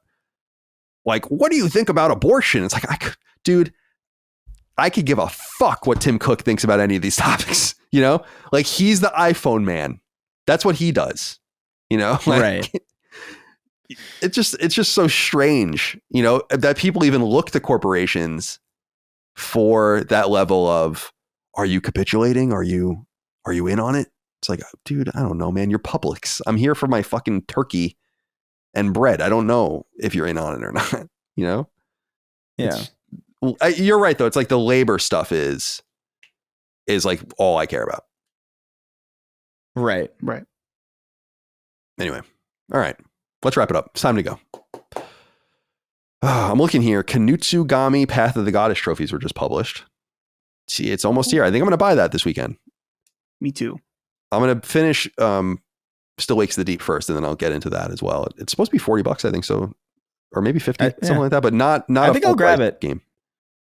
I think I'll grab it. I the main reason why those walking simulators don't really do much for me is because I don't feel like whatever the tone they're going for is works. But I think a horror game really works with that tone, like quite a lot. So I was curious already, but I think I'm going to jump on it. Doesn't seem like it's going to demand too much time. No, I think I played it for an hour and a half, and I think the PSN tracker was like 17% or something, and I'm like really dilly dallying, like looking at things and stuff. Yeah. All right. Well, let's go around the horn and say goodbye. Chris, let's start with you. Goodbye to you. Have a good rest of your day. Be well. I will. I think I need coffee. Mm-hmm. I think I need my horchata cold brew. I'm feeling. Well, I need it. Well, Godspeed to you, my friend. And Dustin, goodbye to you. Be well. Goodbye, as always. Could be my last episode ever. You never know. Yep. What would happen. It could be. I got a lot of episodes this week. I'm glad this week is over. I was on 4 shows this week, so the audience certainly is sick of me at this point, but I ain't leaving until I absolutely have to, which could be tonight. So we'll see. Well, good luck to you. Fun show. Hopefully the audience survives with only, 3 hours, 50 minutes approximately. I know it's barely anything, but we're fighting for our life. I tried my hardest to stretch it out for people. So hopefully we're fighting for our lives out here, man. Mm-hmm. Hopefully it'll pick up soon. I feel like, the releases will pick up a little bit more now, so we'll have more things to talk about, and it gives us space to play old stuff. And I just feel bad for the audience because it's like I'm really looking around and not seeing very much. And I would be aware of whatever is going on anyway. But it's the summer. people are out and about. Traffic goes down all across these websites. No one's paying attention compared to the way they are in the fall. It is true that is like the rhythm of things. So we'll see. Maybe it'll change next week. But in the meantime, appreciate all of you guys out there riding with us here on Sacred Symbols. Thank you so much for supporting us over on Patreon, patreon.com/laststandmedia. Remember, you can see us live in San Diego, September 6th. Go to bit.ly, that's bit.ly/Sacred Dukes, SACREDDUKES. Yeah, that's it. That's all we have. Appreciate you guys. Appreciate all of you again out there. Anything else? Laststandmedia.store, I guess, for merch. Otherwise, we'll see you next time for more. Until then, goodbye. See ya. Take care, guys.